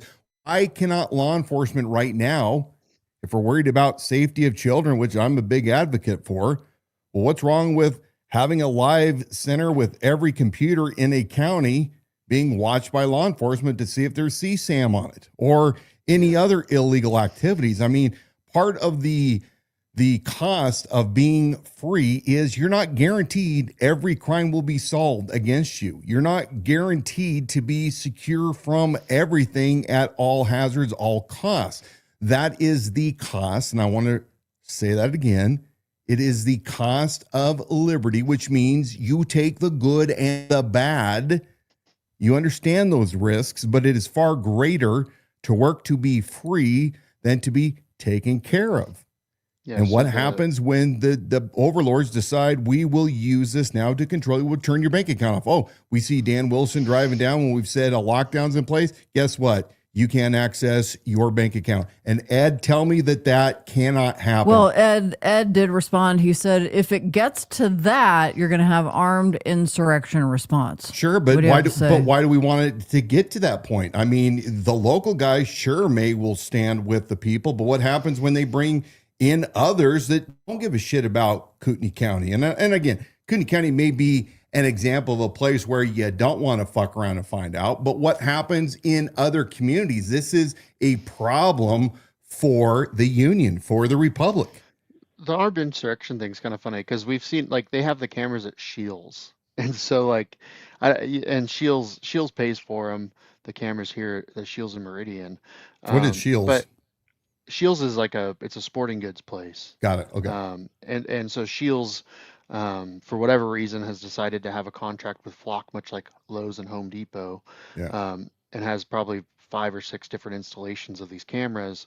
But now the feds can access your data. I heard in California that they'd have in Nevada they'd have all these firearms sales, and that California people would go to buy the firearms in Nevada because they've done all these bans, and that certain investigation parts in California would go and write down every license plate in the California license plate in the parking lot, and then CPD would pull them over when they crossed the line, like the border. So it's 100% a fear. It's a real fear that has happened and can happen. One thing you were saying, so this is a quote, the forefathers, after consulting the lessons of history, designed our Constitution to place obstacles in the way of a too permeating police surveillance, which they seem to think was a greater danger to a free people than the escape of some criminals from punishment. That's the United States versus D. Ree in 1948. We have well-established, Supreme Court law. I don't like going into it too much. It's like overburdening, but a lot of people say we have no expectation of privacy in public. And I would argue that it's really simple because we do have an expectation of privacy in public. No one can stalk you. Like, I can't go and put up a camera that follows you 24/7, or I would be charged criminally. So where's the line between me doing that as a private citizen why does law and the enforcement government? do that? Yeah. The government is allowed to do that. If I went out and said I'm gonna put a camera in front of every elected official that put Flock in, I would be called a terrorist. I'm not saying to do that, don't do that, but that's the reality of how we would be treated if we treated them the same way they're treating us. And so to say there's no expectation of privacy in public is completely a lie. There's never been a Supreme Court case to say those words. And actually, I think it's the Jones is what they like to quote as a Supreme Court case supporting them. But someone was buying chemicals. They put a radio repeater in a bucket of chemicals. They were making a bunch of meth. And the dude went and bought it, and then they followed him. They physically followed him. And basically they agreed that, hey, like, you can increase your capabilities by adding the radio repeater, but they were already following this person. And in that case, what's funny is I think the court was, or not the court, but the defendant was trying to make, uh, where is it? Let me see. I have it right here. Oh, maybe I don't have it. Uh, Anyways, essentially they were saying that the government was creating a dragnet. And they said in that case, they're like, if this were ever to be a dragnet of searches, we would have time to address that. And I think we don't have time to address that now. It takes so many years for a case to go to the Supreme Court. Even in the one case that Flock likes to point out, which is Schmidt versus Norfolk, in that specific case, the district judge said, he basically just said that I don't see this as a Fourth Amendment violation now, but it could be, essentially leaning it on the amount of cameras that were installed. And so you go to places like Twin Falls where there's no way in or out. There, it's 100% a violation. You can't go in or out of your city without the police department knowing.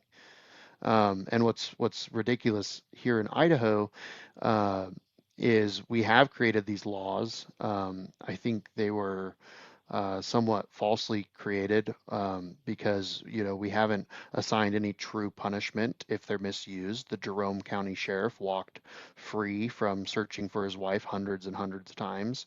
I actually looked through some of that. Ex-wife, right? Is it X? I don't know. I don't know. Or I don't know if soon it's to be X? hopefully, I would Yeah. think. I was actually looking through some of that data today, and it was every day. It was like religious times too. It was like when it was like in the morning, afternoon, and night. Yeah. And I'm like, wow, like you're searching your wife like that religiously throughout the day. And so, I'm trying to think where I was going. Anyways, we have these searches are being done. The federal searches, the state searches. We have Idaho Falls searching for flipped a person off, to which they just had a budget meeting on Monday, and they were sitting there. The police chief was trying to justify that as a road rage incident, and even road rage isn't a crime. Like there's no explicit crime to the idea of like road rage isn't a crime, right? Like if I flip someone off, it may not be even road rage. Depends, right? I mean, there are certain things that could make it a crime, but yes, to your point. But they should be specifying the crime, not just saying flipped a lady off. Yes. And we would get those calls all the time on patrol and be like, oh, okay, we'll float in that general direction. Maybe we'll run into somebody. If we observe something, we'll stop it. But I mean, we had an incident right here in Kootenai County back in April where this young man that was going through a mental health crisis had already been contacted by Post Falls PD numerous times the days prior to the event for mental health evals. Family members were saying, hey, he's increasingly, going off the deep end. The law enforcement was able to get him to surrender his firearms to someone else. And then he finally makes a threat. He calls in, posts a live video of him going to go down and take out the sheriff's office and the Coeur d'Alene PD for not doing anything to go after human traffickers, those that abuse kids. They have ALPRs. In fact, they were the first one in the region. And yet they lost this kid. All the agencies, Coeur d'Alene, Post Falls, Idaho State Patrol, none of them could find him before he was able to get to the destination and stop it. Now, Ed, there's a real world crime. You've got multiple units. So what is the justification overall for these, the overall good? And Ed, I would come back and say once again, what happens when they move it more tyrannical down the road? What happens when they use all of this technology above there with the drones, the ALPRs, to control you and those that you care about and your fellow citizens from going anywhere and doing whatever that you want as a free American? I mean, is it really worth the so-called nebulous benefits that they're trying to say that they are, when you look at the bigger picture and look down the road, because Ed, men of liberty, look down the road and see, how is this going to be potentially used against the people? And this isn't muskets anymore, brother. This isn't musket to musket. We're dealing with a government that is growing increasingly hostile to its people. You yourself witnessed through the Bourne incident of what happens when law enforcement, through Christian fundamentalists, decides that somebody doesn't have a right, their civil rights. I mean, we have seen these abuses. It's not getting any better. So why not err on just saying, no, we're going to refrain from it? Yeah, so our problem is, and most people I talk to in this, the problem isn't cameras. It's the fact that we're building a searchable database. Yes. And just sticking, I guess I've talked a lot about, in United States versus Jones, they attached a GPS tracker to someone's vehicle unknowns to him. And one of the things said in that was awareness that the government may be watching chills associational and expressive freedoms, and the government's unrestrained power to assemble data that reveal private aspects of identity is susceptible to abuse. All of these things play together, right? I could go out and have my camera on, and don't have it, can't be expected for me not to record. Sure. Um, But they can't go through your car. They can't go through my car. They can't track me, and that's what they're doing with these cameras. And just saying, oh, it takes one picture one time.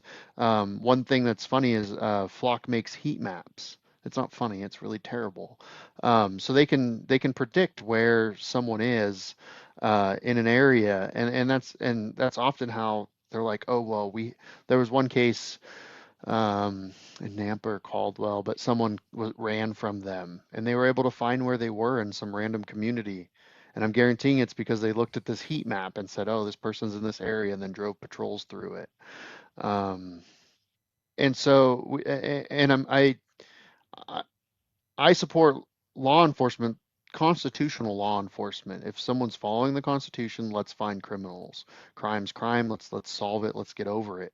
But once we move beyond these constitutional checkpoints, we're outside of that, and I no longer support what law enforcement's doing, particularly when it comes to this mass surveillance system, where they keep continuing trying to argue that courts have ruled that this is okay, but never has a Supreme Court, never has much higher than a very low district court.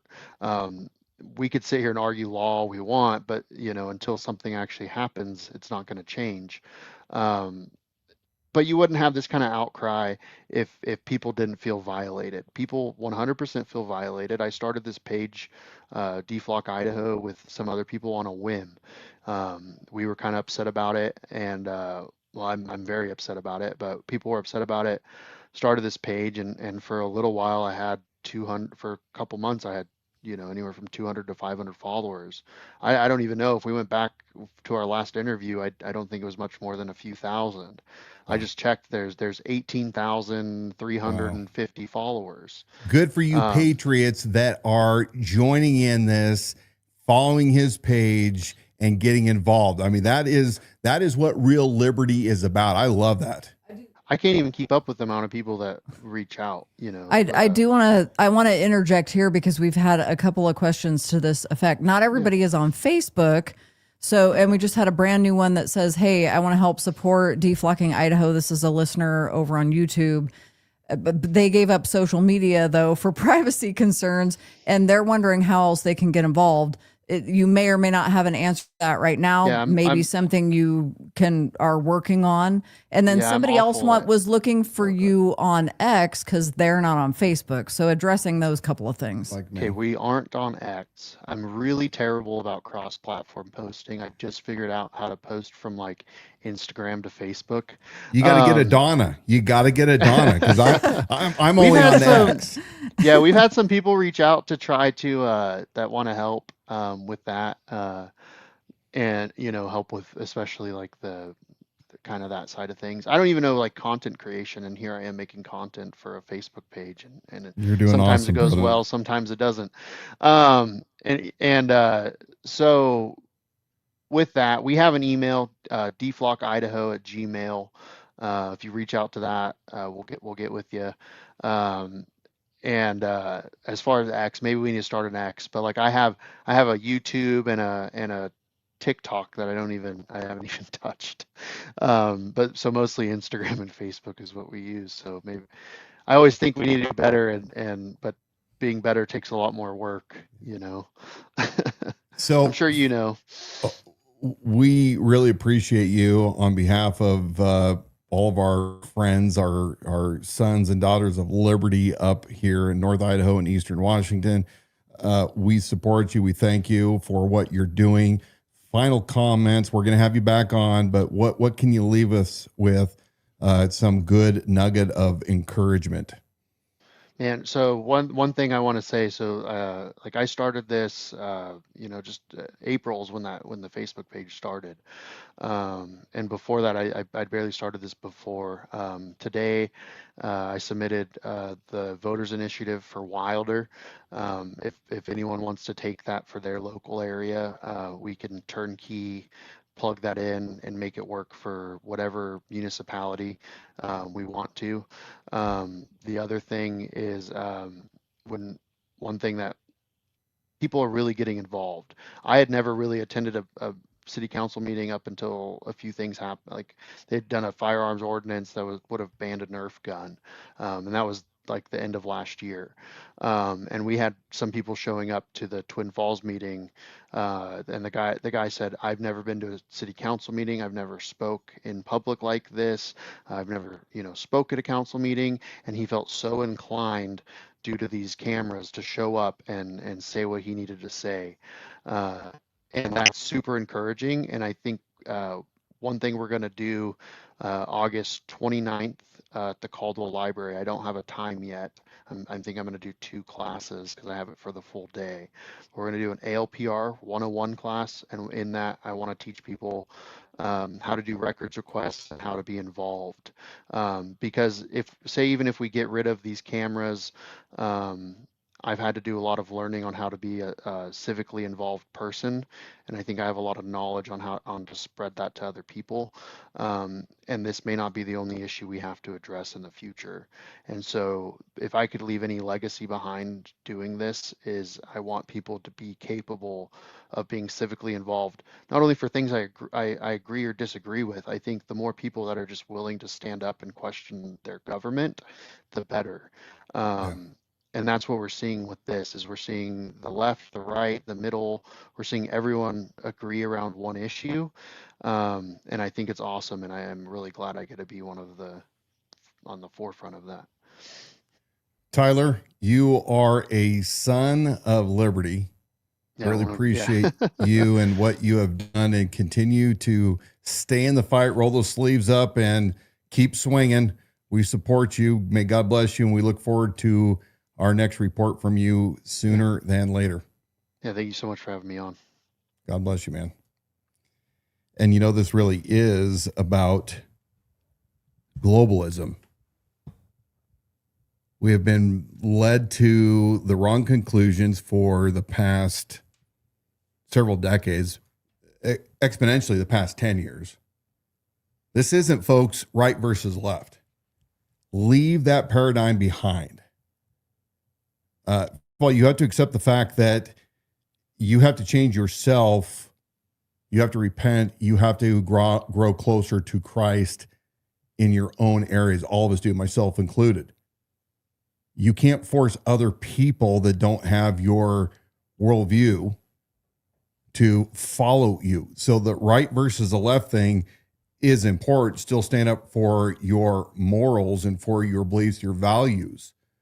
But you have to understand that if that's your only focus, if your only focus is whether or not kids can chop off their penises or men go into women's bathrooms or abortions, which are all very important issues. You can sit all day long and argue about the semantics of all that, but if you don't secure your personal liberty, your first, your second, now your third, your fourth, fifth, etc. None of these other cultural things are going to matter. I am 100% pro-life, no exceptions, period. I said it. I don't apologize for that.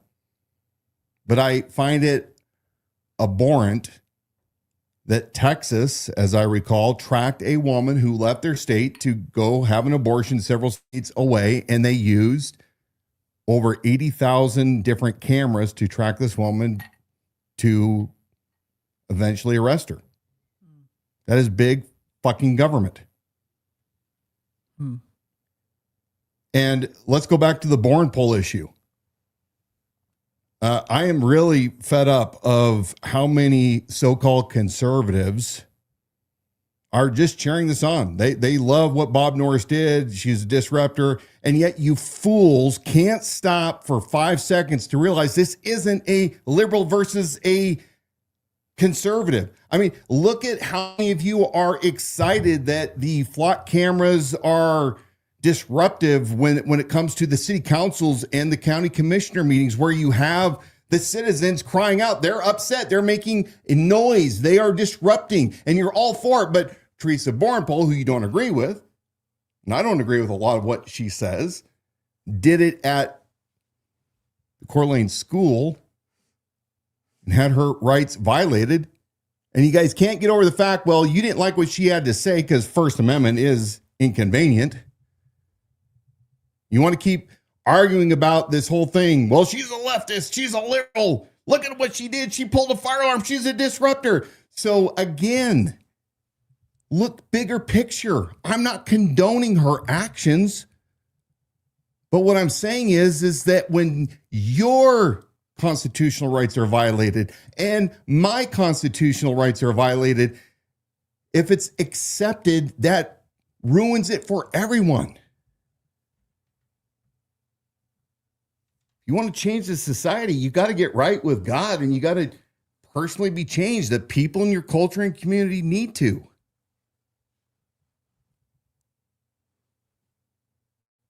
It's mind-boggling that people cannot see after COVID tyranny that the government does not have your best interests at heart. Locally, they didn't either, right here in Kootenai County.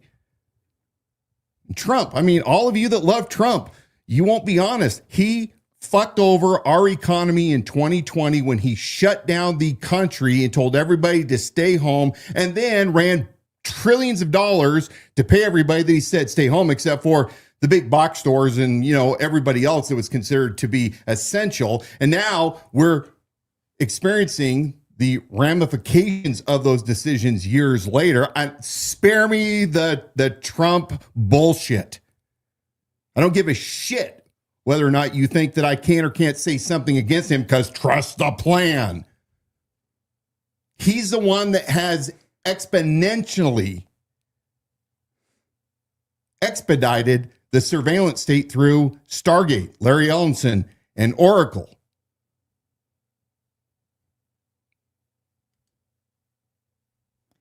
This is why I don't buy what Ed DePriest is saying, that if it gets to the point with the surveillance or FPR's mass surveillance where there's an issue locally, that, well, if it gets to that point, there will be an uprising. The problem with that line of thinking is we've done the test run. We had a current sitting sheriff who, while he was campaigning, was scolding people for being out in public. Yes. In groups larger than 10. Yeah.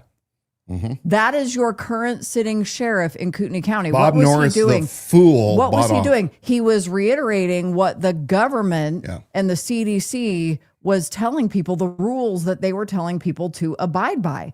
And where was the uprising in 2020 when those COVID restrictions were going down? It happened in pockets. But then there were those of us who it depended on where you were. If you were 20 miles away in Spokane trying to go into Costco and you didn't wear your mask, forget about it.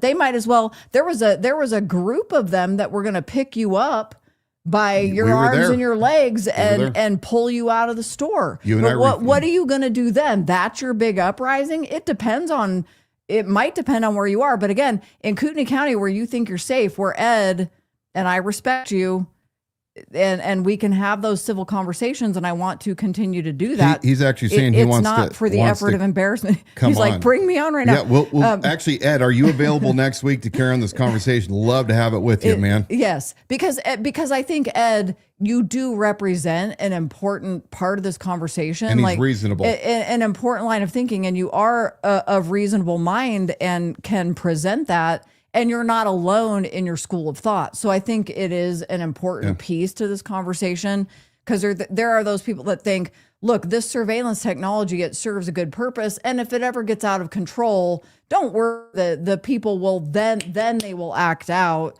My argument is we've had the test run and it didn't happen. It didn't happen. We had a sitting president who launched warp speed and told you to go get this thing, and we still had lockdowns, and we had a sheriff in what arguably is the most conservative county in the country here in Kootenai County, a dude running for office who is now the sitting sheriff that was scolding you about being out in groups greater than 10. And we're all just going to pretend that never happened. Let's go one further. Short-term Let's go one memory further. loss.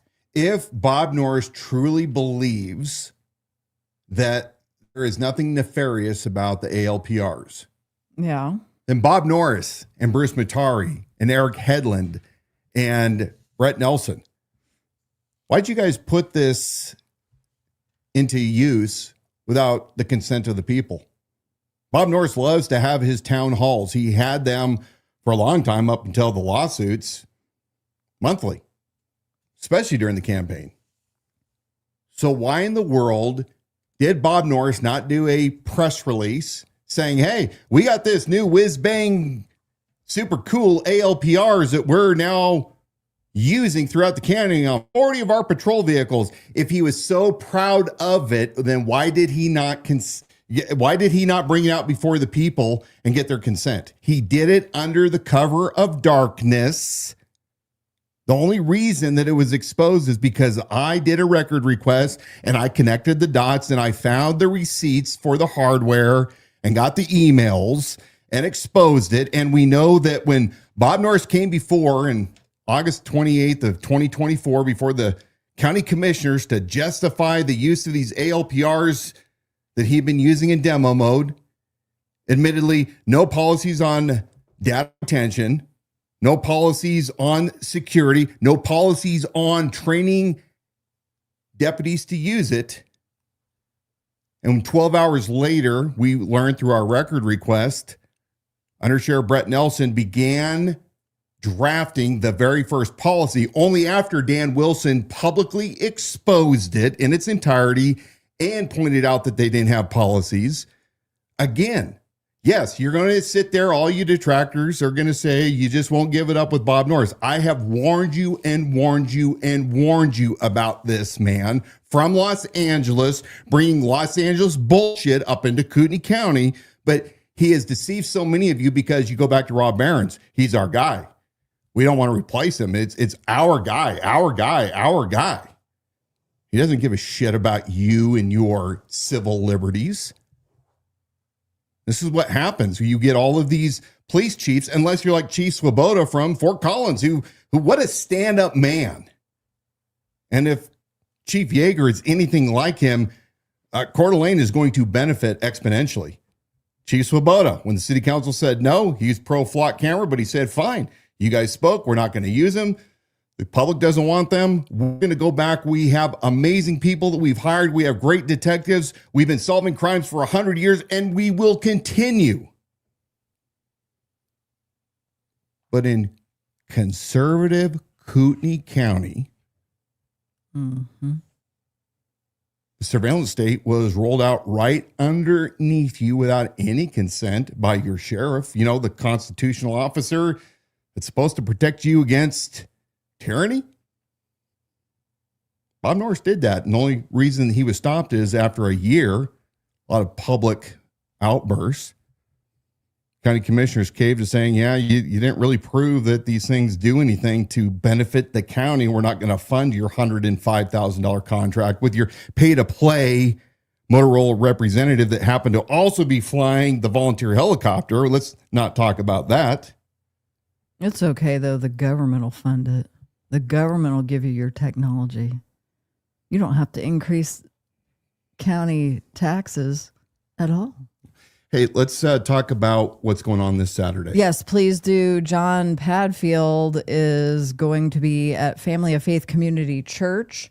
That's at 1504 West Grace Avenue over in Spokane. Dan and I will be there. Tell me, Dan, what is the presentation? It's the Brush Fires Tour. I'm going to put the QR code up on the screen so people can learn more about what that is, but I need you to speak from memory of what you know. John he tailors it to his audience, kind of what they want to talk about, but he talks about everything from ALPRs to data centers and surveillance state, and he is an expert, having been a former state of Indiana legislator. He is now a current professor. His background is in electrical engineering, as I recall. I may have that slightly wrong, but he is an engineer by trade.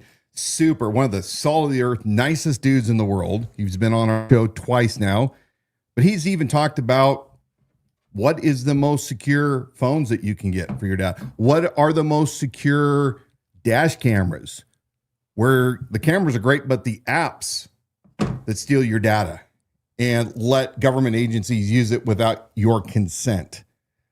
He's going to be talking about how we can stop this surveillance state that's going on, and any other topic that you may bring up. And I highly encourage you. This man has used his own treasure and his time to spread the word throughout. He's going to attempt to go to all 50 states, but he's coming. He started, I think it was about 2 weeks ago on the road, maybe 3, time flies, but he's going to make it up here to Spokane.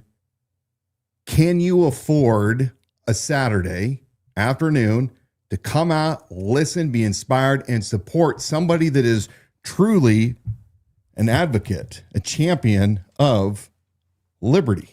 And I don't want to hear complaints that John Padfield, oh, you need to come over to Idaho. I don't want to travel to Spokane. You need to do what you need to do. And I have to remind you that even in spite of, for John, his credentials, he is an expert that has also made this such a natural conversational approach for you to truly learn and understand this technology, and offering practical advice. It isn't just, look, this has already gotten bigger than anything that we're able to like have a strategy about, but he's educating the public and doing it in a way that we can understand when we're living our lives, paying our taxes, paying our bills, raising our kids, doing our jobs. And if we can just take that couple of hours to go educate ourselves and be that much further ahead, he's that easy to listen to and relatable, just a wealth of information. So that's, in my opinion, something you definitely don't want to miss. Dan and I would love to meet you there. And again, that's it. Use the QR code up in the corner to understand more about the Brushfield events that he's putting on, and then there's information about the tour stop that he's doing, where he's going to be in Spokane, and that's this coming Saturday. This coming Saturday, the 1st of August. There you go. Really, shout out to Jen Noel. Jen has been such a champion. You guys don't appreciate Jen Noel enough. Right here in Kootenai County, came from Hawaii, was a native Hawaiian, came here several years ago and jumped immediately into stopping smart cities, stopping big government, stopping surveillance. In fact, many of our great guests have been found because of her relationships. And so if you're not supporting Jen, she needs some help. But Stop Smart Cities, North Idaho. Also, put a shout out to Casey Whalen. I know you love him or hate him. Oh, here we go. Casey Whalen, his revised, what do you want to call it? Reconfigured. He's done website. a brand new iteration of his website, and I think it's North Idaho Exposed. And we are said every week he live streams us. So Casey, thank you for live streaming the Liberty Without Compromise broadcast. We have an advertisement we need to put up before we forget. I'm gonna put this up here. I hadn't forgotten at all, but as I'm reading on the way out here, Thank you for joining us tonight. But new affiliates with ALP. Let's see, Dan loves these. What's your favorite flavor? I'll experiment. It's okay. Tell me real quick, Wyatt. You're a cigar smoker. What is the deal with the ALP nicotine patches? I cannot. This is up here. Talk to me about it. We've learned that nicotine's actually very good for you cognitively and health benefits. But I can't smoke a cigar. I've been smoking 30 years. Can't smoke a cigar every place I go to. So I want to focus, when I want the nicotine, which is not a bad thing. I know you guys don't understand all the time between tobacco and nicotine, but tobacco has nicotine in it. These ALP pouches come 20, and they are these soft little pouches. Outstanding flavor. It lasts forever. They stay moist. He just popped one in. Popped them in. Nobody knows you have them in. You're not spitting in spit cups. Oh, the spit cups. Yeah. No, absolutely not. I know. I'm going to take this off the screen here in a minute. Breath doesn't stink. Dan gives you his ALP, whatever those. So I got to do that again? Container. Oh, yeah, you weren't up on screen. I popped it in. But the QR code's up in the corner, because what you can do is scan to purchase your ALP. They come in a ton of different flavors, and then also in different milligrams. So if you're new to nicotine, go start looking up, like Dan said, some of the cognitive benefits from that. We've been taught all our lives like nicotine bad.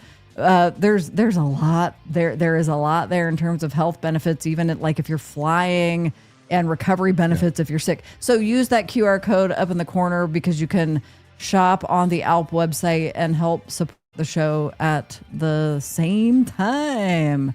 Oh, goodness. I took us off the screen. I'm looking forward next week. Ed, I hope you can make time. We would love to have you on. Always appreciate your perspective, your reasonableness.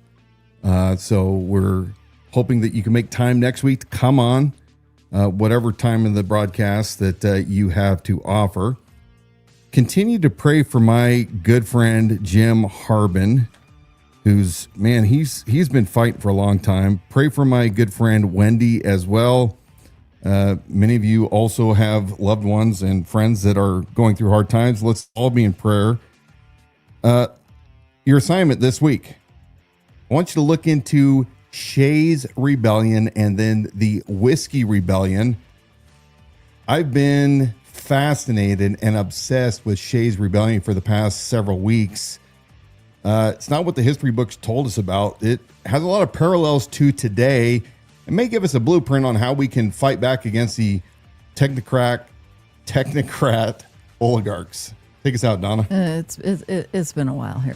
That'll do it for tonight. First, thank you to our guest, again, Tyler Kane from DeFlock, Idaho, for joining us and sharing his perspective. We look forward to having him back again soon, because there's so much going on in that department. And thanks to all of you for spending part of your evening with us, for your comments, your questions, your text messages, your arguments, and your voicemails. Even when we disagree, we appreciate having a community that's willing to engage in respectful conversation. It's only when you're disrespectful and serving no purpose whatsoever that you get blocked.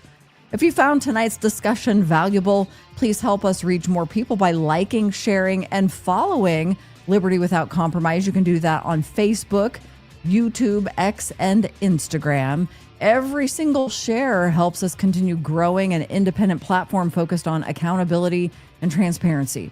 A special thank you as well to our new affiliate, ALP. Head on over to our website and click the banner at the top. That's at libertywithoutcompromise.com. That banner right there at the top for ALP pouches is going to save you 10% on your next purchase. If you missed any part of tonight's broadcast, or you'd like to share it with somebody else, the replay will be available shortly on our social media channels, and then also on YouTube. Subscribe to our YouTube channel. That is at the Idaho Sheriff. We'll be back next Wednesday at 7 p.m. Pacific time with another program covering the issues that matter most to North Idaho. Until then, I'm Dawna Wilson alongside Dan Wilson, my hot babe. Yeah, stop it. Thank you for watching Liberty Without Compromise. Have a great night. We're going to see you next week. Psalms 34. The righteous man has many troubles, but the Lord delivers him from them all. Stay encouraged. God bless you all.